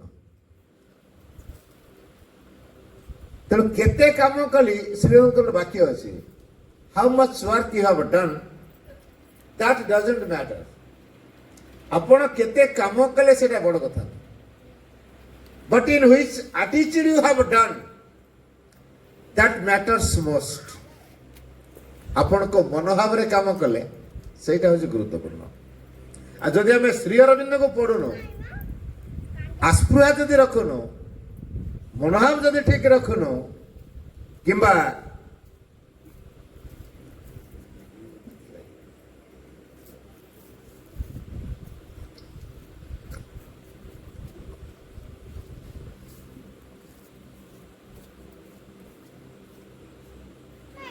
जदि हमें यथार्थ मनोभाव पोषण करूना भगवान का सकाशे यदि काम करूना निज सकाशे यदि काम करचु स्वभाव वशवर्ती की काम करचु स्वभाव को अपरिपूर्ण करके रखीचु भगवान को चेतना द्वारा परिचालित के काम करूना भगवान को पाई करूना भगवान को शक्तिर प्रभाव रे यदि आम करूना ତାହେଲେ ସାଧନା ହବ ନାହିଁ। ଯେତେ କୋଟି ତ ସେଟା ଶ୍ରମ ହବ, ସାଧନା ହବ। ତେଣୁ ମାଙ୍କୁ ଯେହେତୁ ଟିକେ କୋଉ ଆଙ୍ଗେଲରୁ ଭଲ ପାଇଯାଇଛୁ, ମା କଣ କରିବେ? ଏଇ କାମ କରୁ କରୁକା ନାନା ଅସୁବିଧାକୁ ବିରୋଧ ଶକ୍ତି ମାନଙ୍କ ମାଧ୍ୟମରେ ଠିଆ କରିଦେବେ। ମା ନିଜେ କରିବେନି, ବିରୋଧ ଶକ୍ତି ମାନଙ୍କୁ ସେଇଠି ସୃଷ୍ଟି କରିବେ। ସେ କଣ କରିବେ? ଏଟା ମତେ ଡାକିଲାଣି, ତା ସ୍ୱଭାବରେ ଅପରିପୂର୍ଣ୍ଣତା ଅଛି, ତା ସ୍ୱଭାବରେ ବହୁତ ଗୋଳମାଳ ଅଛି, ତାକୁ ସୁଚେଇ ଦିଅ, ପିଓର କରିଦିଅ। ତା ଭିତରେ ଯୋଉ କାଳିମା ତାକୁ ସଫା କର, ସେ ମୋର ଇନଷ୍ଟ୍ରୁମେଣ୍ଟ ହବ। କାରଣ ମତେ ଭଲ ପାଇଲାଣି, ମୁଁ ତାକୁ ଗ୍ରହଣ କରିନେଲିଣି। ମୁଁ ଯେହେତୁ ତାକୁ ଗ୍ରହଣ କରି ସେ ମୋର ହେଲାଣି, ତେଣୁ ତମେ ତାକୁ ସଫା କର। ତେଣୁ ସେ କଣ କରିବେ? ମାଙ୍କ ଦ୍ୱାରା ଯେହେତୁ ଅନୁମୋଦନ ପାଇଛନ୍ତି ବିରୋଧ ଶକ୍ତି ମାନେ, ସେମାନେ ଯୋଉମାନେ ମାଙ୍କୁ ଡାକିବେ ତାଙ୍କୁ ଭିନ୍ନ ଭିନ୍ନ ଅବସ୍ଥା ମାଧ୍ୟମରେ ପକେଇବେ। ତାପରେ କଣ କହିବା? ଭାଇ ଯେତେ କାମ କଲେ ବି ଭାରି ଅସୁବିଧା, ବାଧା ବିଘ୍ନ ବହୁତ ଆସୁଛି। ଇଏ ଏମିତି କହୁଛି, ସିଏ ସେମିତି କହୁଛି, ସିଏ ସେମିତି କହୁଛି, କେହି ଜଣେ ଖୁସି ହଉନାହାନ୍ତି। ସବୁବେଳେ ଖାଲି ମୁଡ୍ ଅଫ୍ ହେଇକି ରହୁଛି, ମୋର ଟେନସନ ହଉଛି, ପ୍ରତିକ୍ରିୟା ହଉଛି, କଣ କରିବି ଭାଇ? ଏ ପ୍ରଶ୍ନଟା ମତେ ହେଇଛି, ମୁଁ ମନରୁ କହୁନି ହେଲା। ଏ ପ୍ରଶ୍ନଟା ମତେ ହେଇଛି ହେଲା। ଯେତେ ଯାହା କହିଲେ ମତେ କେହି ଖୁସି ହେଇପାରୁନାହାନ୍ତି, କଣ କରିବି? ଏ ଘର ଘର, ସିଏ ଘର ଘର, କାହାକୁ କେତେ ଖୁସି କରେଇବି? ଆମେ ସବୁବେଳେ ଲୋକଙ୍କୁ ଖୁସି କରିବା ପାଇଁ ଚିନ୍ତା କଲୁ, ଆମକୁ କେହି କିଛି ନ କହନ୍ତେ କି ଚିନ୍ତା କଲୁ, ସାଧନା କେହି ଦେବ? ଲୋକଙ୍କୁ ଖୁସି କରିବା ଭାବ ସେତେବେଳେ ଆସିବ ଯେତେବେଳେ ମୁଁ ଲୋକମାନଙ୍କ ମାଧ୍ୟମରୁ ମୋ ଫାଇଦା ହାସଲ କରୁଛି। ମୋ ସିନିୟର ମାନଙ୍କୁ ଖୁସି କଲେ ମୋର ଫାଇଦା ଆସିବ, ତେଣୁ ତାଙ୍କୁ ମୋର ଖୁସି କରିବା ଦରକାର। ତେଣୁ ମୋର କିଛି ଗୋଟେ ଫାଇଦା ଅଛି ବା ମୋର କିଛି ଗୋଟେ ସାଟିସ୍ଫାକ୍ସନ ଅଛି, ମୋର କିଛି ଗୋଟେ ଇଣ୍ଟରେଷ୍ଟକୁ ଫୁଲଫିଲ କରିବାର ଅଛି। ତେଣୁ ଯୋଉଟା ଫୁଲଫିଲ ହବ ଏଇଟା ମୋ ସିନିୟର ମାନଙ୍କ ମାଧ୍ୟମରେ ହବ। ତେଣୁ ମୋ ସିନିୟରକୁ ମୁଁ ଖୁସି କରିବି। ଏଇଥିପାଇଁ ଭଗବାନଙ୍କୁ ଖୁସି କରିବା ପାଇଁ ମୋ ଭିତରେ ଭାବ ତିଆରି। ତେଣୁ ମିଥ୍ୟାଚାର ଭିତରେ ମୁଁ ପଡିଛି। ମା ସେ ଗୋଟେ ବାଣୀ ଦେଇଛନ୍ତି, ମିଥ୍ୟାଚାର କିନ୍ତୁ ରକ୍ଷା ପାଇବେ। ମା କହିଲେ ତମ ନିଜକୁ ସନ୍ତୁଷ୍ଟ କରିବା ପାଇଁ ଚେଷ୍ଟା କରିବନି, ଅନ୍ୟକୁ ସନ୍ତୁଷ୍ଟ କରିବା ପାଇଁ ଚେଷ୍ଟା କରିବ ନାହିଁ, କେବଳ ଭଗବାନଙ୍କୁ ସନ୍ତୁଷ୍ଟ କରିବା ପାଇଁ ଚେଷ୍ଟା କରିବ। କାରଣ ସେ ହିଁ ଏକମାତ୍ର ସର୍ବସ୍ତୁ। ମାଉଥରେ କହୁଛି, ମିଥ୍ୟାଚାରରୁ ଆମେ କେମିତି ରକ୍ଷା ପାଇବା? ପ୍ରଥମ କଥା ହେଲା ନିଜକୁ ସନ୍ତୁଷ୍ଟ କରିବାକୁ ଜମା ଚେଷ୍ଟା କରିବା। ମୁଁ ତ ସାଟିସ୍ଫାଇଡ୍ ହେଲେ ଅନ୍ୟ ଯେ ହେଲା କେତେ ନହେଲା କେତେ ମୋର ପଡିଯାଏ। ସୀମିତ ହେଇଗଲି, ମୁଁ ସ୍କୁଇଜ୍ ହେଇଗଲି, ହବ ନାହିଁ। ମିଥ୍ୟାଚାର ଭିତରେ ବୁଡ଼ିବି। 2, ଅନ୍ୟକୁ ସନ୍ତୁଷ୍ଟ କରିବାକୁ ଚେଷ୍ଟା କରିବାନି। କାରଣ ଅନ୍ୟକୁ ସନ୍ତୁଷ୍ଟ କରିବି, ସେ କଣ ପରମାନେଣ୍ଟ ଲୋକ ସବୁଦିନ ଥିବ ନା? ମୁଁ ତା ପାଇଁ ସବୁବେଳେ ପାଇପାରୁଥିବି?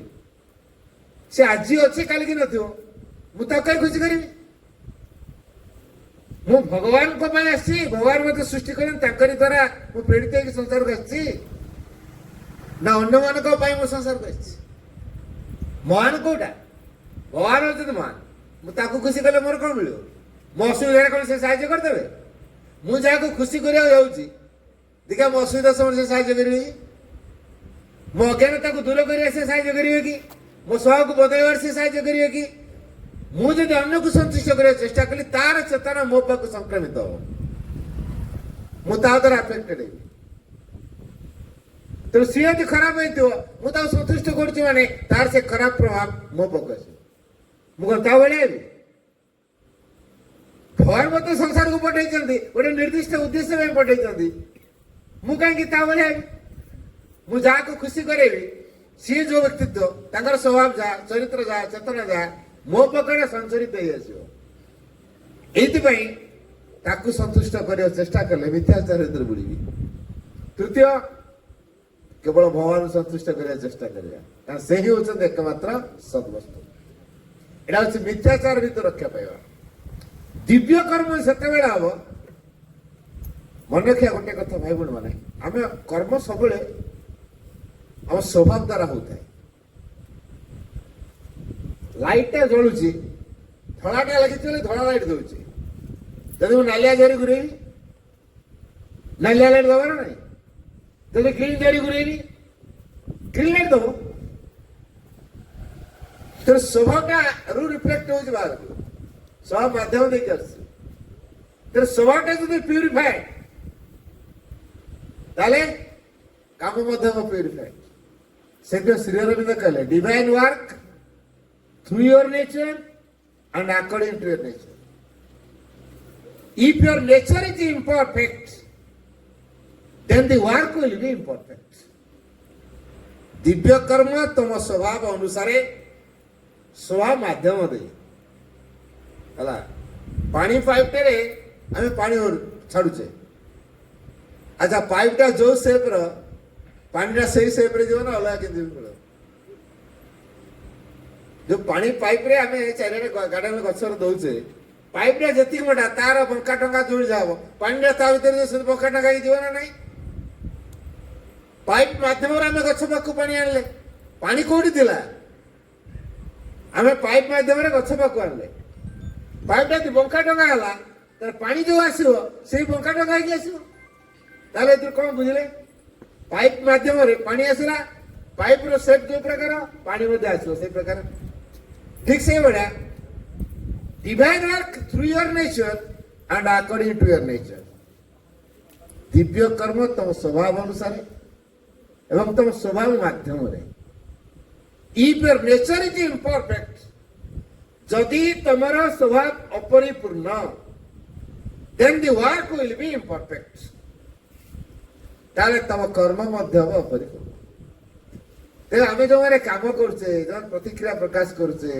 शांति अवस्था रखी पार निजको शांत अवस्था संतुष्ट हो पारुन काम भीतर आनंद नहीं पारुन ताने मो भीतर किसी डिजायर अच्छी कर्म करी माने मोर ता फल किछि मिले गीतारे गोटे कथा कहै कर्मण्य बाधिकारस्तु मां फलेषु कदाचन आमे कर्म करि जिवा फल आशा करिबा नाही जदि काम करछु किछि फल आशा रखिलु से फलटा यदि न मिलिला तला हम कोन हला प्रतिक्रिया आउ कोन न प्रतिक्रिया ताके तेरी जोना भीतर प्रतिक्रिया माने कोन हबो अस्थिरता आसे अस्थिरता आसिले कौन हम अशांत अवस्था देर हम अशांत अस्थिरता द्वारा कौन हम समता हर बसिया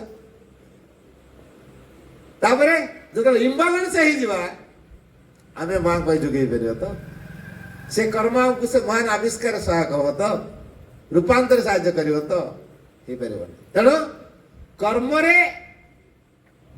चॉइस रखा नंबर 1 कर्म भितर आनंद नवा स्वभाव को दिव्य करने स्वभाव को परफेक्ट करने कौन करवा श्रीमंत सूत्र देले the descent of a power और फोर्स शक्तिर अवतरण द डिसेंट ऑफ लाइट ज्योतिर अवतरण द डिसेंट ऑफ आनंद आनंदर अवतरण द डिसेंट ऑफ पीस शांतिर अवतरण शक्ति ज्योति आनंद शांति चार्टा कथा मन है आमे भगवान को पाखु शक्ति को आवाहन करेवा ताको ज्ञान बा ज्योति को आवाहन करेवा दिव्य आनंद को आवाहन करेवा एवं दिव्य शांति को आम भीतर को आवाहन करेवा जब आम भीतर को शक्ति ज्योति आनंद शांति अवतरण कर आसो आम स्वभाव बदल श्रीरंग कहले These are the 4 things that can transform your nature. आमर गोटे बद्ध धारणा अच्छी अंगार सत धौतेन मणिरत्न न जायते जदि आउ गोटे कंचा भाषा कहले जदि नल को बेंड कर अच्छी कुकुर लांगुड़ा भर्ती करदे से बेंड हो किंतु कुकुर लांगुड़ा बेंड हम नहीं कुकुर लांगुड़ा जो माने सीधा ही कर से जेमि बेंड को सेमि बेंड नल बेंड कर कुकुर लांगुड़ा भर्ती कर नल बेंड हम नल को बेंड करेगी आम कह कुकुर लांगुड़ा सीधा करदे हेनी नल सीधा करके हेनी तेणु ए दृष्टि अनुभव करवा जदि कुकुर लांगुड़ को आम सीधा करने चाहूँ नल भर्ती कर 12 वर्ष छाड़देले भी कुकुर लांगुड़ जमा सीधा हम बर नल बेंड कारण यहाँ आम धारणा अच्छी मैं श्री अरविंद को पढ़ले श्री अरविंद रूपांतर निश्चित स्वभाव रूपांतर निश्चित केतल हम जो यही 4टा कथा शक्ति ज्योति आनंद शांति ଆମ ଭିତରେ ଅବତରଣ କରି କ୍ରିୟା କରିବ, ସ୍ୱଭାବ ବଦଳିଯିବ, ଚରିତ୍ର ବଦଳିଯିବ, ଚେତନା ବଦଳିଯିବ। ଏ ଯୋଉ ସ୍ୱଭାବ ଚରିତ୍ର ଚେତନା ବଦଳିଗଲେ ରୂପାନ୍ତର ଅନିବାର୍ଯ୍ୟ ହେଇଯିବ। ତ ସ୍ୱଭାବ ଚରିତ୍ର ଚେତନା ବଦଳିଗଲେ ରୂପାନ୍ତର ଅନିବାର୍ଯ୍ୟ ହେଇଯିବ। ଏଇ କଥାଟାକୁ ଯଦି ଆମେ ଗୁରୁତ୍ୱ ଦଉଥାଉ, ତାହେଲେ ଆଗେ ଶକ୍ତି ଜ୍ୟୋତି ଆନନ୍ଦ ସାଥୀ ପାଇଁ ଆସ୍ପୃହା କରିବା ଦରକାର। ଆସ୍ପୃହା କରି ଚାଲିଥିବା, ନିଜକୁ ବଦଳେଇବା ପାଇଁ ପ୍ରାର୍ଥନା କରି ଚାଲିଥିବା, ମାଙ୍କ ଶକ୍ତିକୁ ଡାକି ଚାଲିଥିବା, ମାଙ୍କର ଇନଷ୍ଟ୍ରୁମେଣ୍ଟ ବୋଲି ଫିଲିଂସରେ ଆଣୁଥିବା। ଯେତେବେଳେ ଜଣେ ଅନୁଭବ କରେ ମୁଁ ମାଙ୍କର ଇନଷ୍ଟ୍ରୁମେଣ୍ଟ, ମୁଁ ଯନ୍ତ୍ରୀ ନୁହଁ ଯନ୍ତ୍ର। ଯନ୍ତ୍ରୀ ଆଉ ଯନ୍ତ୍ର ଭିତରେ ଫରକ କଣ ବୁଝିପାରୁଛନ୍ତି ନା? ଯନ୍ତ୍ରୀର କାମ ହେଲା ଯନ୍ତ୍ରକୁ ପରିଚାଳନା କରିବ। ମୁଁ ଯନ୍ତ୍ରୀ ନୁହଁ, ମୁଁ ହଉଛି ଯନ୍ତ୍ର। ମତେ ଚାଳନା କରି ଆଉ ଜଣେ, ତେଣୁ ମୁଁ ମାଙ୍କ ପାଖରେ ସମ୍ପୂର୍ଣ୍ଣ ରୂପେ ନିଜକୁ ଉତ୍ସର୍ଗ କରିଦେବି। ମୁଁ ମାଙ୍କ ହାତରେ ଯନ୍ତ୍ରପାତିଟେ ହେଇଯିବି, ସିଏ ମତେ ବ୍ୟବହାର କରିବେ। କାମ କଲାବେଳେ ଏଇ ଆଟିଚ୍ୟୁଡଟା ଦରକାର। ମା ମତେ ତମେ ବ୍ୟବହାର କର, ତମେ ମତେ ଗ୍ରହଣ କର, ମୁଁ ଏକାନ୍ତରେ ତମର ହେଇଯାଏ। ତମେ ମୋ ଦ୍ୱାରା ଯୋଉ କାମ କରିବାକୁ ଚାହୁଁଛ ମୁଁ ଯେମିତି ସେଇ କାମ କରିପାରେ, ତମେ ମତେ ଯେମିତି ଗଢିବାକୁ ଚାହୁଁଛ ମୁଁ ଯେମିତି ସେମିତି ହେଇପାରେ। ଏଇ ଭାବନା ରଖିବା ଦରକାର। ଏଇ ଭାବନା ରଖିଲେ ମା ଯାହାକୁ ଚଳୁଛନ୍ତି ତା ପାଖକୁ କୋଉଠି ବୀର ଶକ୍ତି ଆସିବ? ଆମେ ନିଜ ଦ୍ୱାରା ଚାଲୁଛୁ, ନିଜ ସ୍ୱଭାବ ଦ୍ୱାରା ଚାଲୁଛୁ, ମନ ଦ୍ୱାରା ଚାଲୁଛୁ, ପ୍ରାଣ ଦ୍ୱାରା ଚାଲୁଛୁ। ପ୍ରାଣର ବିଭିନ୍ନ ପ୍ରକାର କାମନା ବାସନକୁ ଚରିତାର୍ଥ କରିବା ପାଇଁ କାମ କରୁଛୁ। କହୁଛୁ ପ୍ରାଣ ଶକ୍ତି ନଦେଲେ କୋଉଠୁ ଆସିବ ବଳ କାମ କରିବା ପାଇଁ? ଉତ୍ସାହ କୋଉଠୁ ଆସିବ ପ୍ରାଣ ଯଦି ସହଯୋଗ ନ କରିବ? ଆବେଗ କୋଉଠୁ ଆସିବ ଯଦି ପ୍ରାଣ ସହଯୋଗ ନ କରିବ? ଅନେକ କ୍ଷେତ୍ରରେ ଆମେ ପ୍ରାଣ ଦ୍ୱାରା ହିଁ ପରିଚାଳିତ ହଉଛୁ। କେବେ ଭାବିଛୁ କି ଆମ ଅନ୍ତରାତ୍ମାକୁ ପରିଚାଳିତ କରୁଛୁ? ତାର ପ୍ରେରଣା କେବେ ଶୁଣି କାମ କରୁଛୁ? ଯେତେବେଳେ ଅନ୍ତରାତ୍ମାର ପ୍ରେରଣାରେ ପରିଚାଳିତ କାମ କରିବା, ସେଇ କାମ ହେଇଯିବ ଦିବ୍ୟ କର୍ମ। ତେଣୁ ପୂର୍ଣ୍ଣାଙ୍ଗ ଶିକ୍ଷା କେନ୍ଦ୍ରରେ ହଉ କି ସାଧନା ମନ୍ଦିରରେ ହଉ କି ରିଲିଫ ସେଣ୍ଟରରେ ହଉ କି ଆଶ୍ରମରେ ଗାର୍ଡେନ ଡିପାର୍ଟମେଣ୍ଟରେ ହଉ କି ଯୋଉଠି କାମରେ ହଉ, ଯଦି ଅନ୍ତରରୁ ପ୍ରେରଣା ପାଇଁ କାମ କରାହଉଛି ତାହେଲେ ସେଇଟା ହବ ସାଧନା। ତେଣୁ ସେ ପଣ୍ଡିଚେରେ ହେଇଥାଉ ବା ଘରେ ହେଇଥାଉ କି ପୂର୍ଣ୍ଣାଙ୍ଗ ଶିକ୍ଷା କେନ୍ଦ୍ର ହେଇଥାଉ, ଯଦି ଅନ୍ତରରୁ ପ୍ରେରଣା ପାଇକି କାମ କରାହଉନି, ମାଙ୍କ ସକାଶେ କାମ କରାହଉନି, ମାଙ୍କ ପାଇଁ କାମ କରାହଉନି ଯୋଉଟା କୁହାଯାଏ, ଏବଂ ମାଙ୍କ ଦ୍ୱାରା ଏବଂ ମାଙ୍କର କାମ ଏଇ ଭାବନା ନେଇ ଯେତେବେଳେ କରାହଉନି, ସେ କାମ ଆମକୁ କେବେ ରୂପାନ୍ତରରେ ସାହାଯ୍ୟ କରିବ ନାହିଁ। ଆଉ ଗୋଟିଏ ବଡ କଥା ହେଲା, ବ୍ୟକ୍ତି ଭିତରେ ଇଗୋ ଥାଏ। କର୍ମ ହଉଛି ସବୁଠୁ ଭଲ ମାଧ୍ୟମ ଇଗୋକୁ ଦୂର କରିବା ପାଇଁ। ହେଲା, କର୍ମ ହଉଛି ସବୁଠୁ ଭଲ ମାଧ୍ୟମ ଯାହା ଦ୍ୱାରା ଆମେ ଇଗୋକୁ ଦୂରେଇ ପାରିବା। ହେଲା, ଜଣେ ଡକ୍ଟର ଆସିଲେ ବାହାରୁ, ଫରେନରୁ ଆସିଲେ କହିଲେ ଯାଅ ମତେ ତ ଆଶ୍ରମ ରଖା ହେଲାଣି, ମତେ ଭଲ କାମ ମିଳିବ, ନିଶ୍ଚିତ ଆଶ୍ରମ ଡିସ୍ପେନ୍ସାରୀରେ କାମ ମିଳିବ। କିନ୍ତୁ ତାଙ୍କୁ ପ୍ରଥମେ କାଠ ଗଲାରେ ଦେଲେ ମା କାଠ ଓଜନ କର, ରିଆକ୍ସନଟା ହେଇଥିବ ନା ନାହିଁ ତାଙ୍କର? ମାଙ୍କର କଣ ଏତିକି କଥା ଜାଣିବା ଧାରଣା ନାହିଁ? କଣ ମତେ ଗୋଟେ କାଠ ଗଲାରେ କାମ ଦଉଛନ୍ତି? ପ୍ରଥମ ପ୍ରତିକ୍ରିୟା ପ୍ରକାଶ ହେଲା। ତାପରେ କାମ ଯେତେବେଳେ ଆନନ୍ଦ ନେଇ ଶିଖିଲେ, ପଢିଲେ, ଧୀରେ ଧୀରେ ଗଭୀର ଗଭୀର ପଶିଲେ, ସାଧନା ବୋଲି ଗ୍ରହଣ କଲେ, କିଛି ବର୍ଷ ଲାଗିଗଲା। ହେଲା, କିଛି ବର୍ଷ ଲାଗିଗଲା। ତାପରେ ଅହଙ୍କାର ତ ଦୂର ହେଇଗଲା। ମୁଁ ଜଣେ ଡାକ୍ତର, ଏଇ ବିଲିଂସରେ ବଞ୍ଚୁଥିଲା ଆଗରୁ, ପୁଣି ବିଖ୍ୟାତ ଡାକ୍ତର, ଜଣା ରିନାଉନ୍ସ ଡକ୍ଟର, ଜଣାଶୁଣା ଡାକ୍ତର ସିଏ। ଏଇ ଭାବନା ନେଇ ବଞ୍ଚୁଥିଲି, ମାଙ୍କର ବୋଲି ଭାବିକି ବଞ୍ଚୁନଥିଲି। ହେଲା, ଅଲଗା ଭାବନା ନେଇ ଇଗୋଟା କଣ କରିକି ଆମକୁ ଗୋଟେ ଅଲଗା ଭାବନା ନେଇକି ବଞ୍ଚିବାରେ ସାହାଯ୍ୟ କରିଦିଏ। Ego that gives the sense of being separate from others. ଅନ୍ୟମାନଙ୍କୁ ମୁଁ ସ୍ୱତନ୍ତ୍ର, ଏଇ ସ୍ୱତନ୍ତ୍ର ଭାବନାଟା ଆମକୁ ଇଗୋ ତିଆରି କରିଦିଏ। ତାଙ୍କ ଭିତରେ ସେଇଟା ଥିଲା। ସେ ଯେତେବେଳେ ସ୍ୱତନ୍ତ୍ର ବୋଲି ଅନୁଭବ କଲେ ନାହିଁ, ବାସ୍ ତାଙ୍କ କାମ ସାଧନା। ଜଣେ ପ୍ରଫେସର ମୋର ଓଡ଼ିଶାରୁ ଗଲେ, ଭାବିଥିଲେ ମୁଁ ନିହାତି ଆନ୍ତର୍ଜାତିକ ଶିକ୍ଷା କେନ୍ଦ୍ରରେ କାମ କରିବି। ହେଲା, ପ୍ରଫେସର ଲୋକ ନା, ତାଙ୍କୁ ଦେଲେ କ୍ଷୀର ଉଠିବ। କଣ ମାଙ୍କର ଇଏ କି ଚିନ୍ତାଧାରା? ହଁ, ମତେ ଗୋଟେ କ୍ଷୀର ଉଠିବାକୁ ଦଉଛନ୍ତି, ବୁଝିପାରୁଛି? କାରଣ ପ୍ରଫେସର ଅହଙ୍କାରଟା ଅଛି, ସେଟା ଆଗେ ଦୂର ହଉ। ମାଙ୍କ ସେବକର ଭାବ ତିଆରି ହଉ, ମାଙ୍କର କର୍ମୀର ଭାବନା ତିଆରି ହଉ। କର୍ମୀ ଯିଏ ତାକୁ ଯୋଉ କାମରେ ଲଗାବ ସେ କରିବ। ହେଲା, तार रुचि रही आम रुचि रही रुचि दूर हो माइडा को दूर कराती ये कर्म माध्यम है काम छोट नुह काम बड़ नुह ये फिलिंग्स आसवा दरकार काम हम माध्यम साधनार माध्यम ये भावना रहा दरकार केतल हम आटिट्यूड बदली गले स्वभाव बदली गले चरित्र बदली गले भावना बदली मनोभाव बदली गले कर्म को माध्यम रूप ग्रहण करा आ गोटे कथा कलेक्टिव काम भितर को न पशिया पर्यंत रूपांतर हवा मुस्किल आ मो घर रही मु काम करदेनी रूपांतर हो पार नहीं एटा भल लगे मन रखिए कहीं तार कारण हूँ श्री अरविंद जोग हूँ सामूहिक परस्पर सहयोग करी काम करवा कामटा जिते तीव्र हम जड़े काम कर तीव्र हम 10 जन लोक गोटे कोटा खोलिए 10 दिन करदे जड़े करदे के दिन करता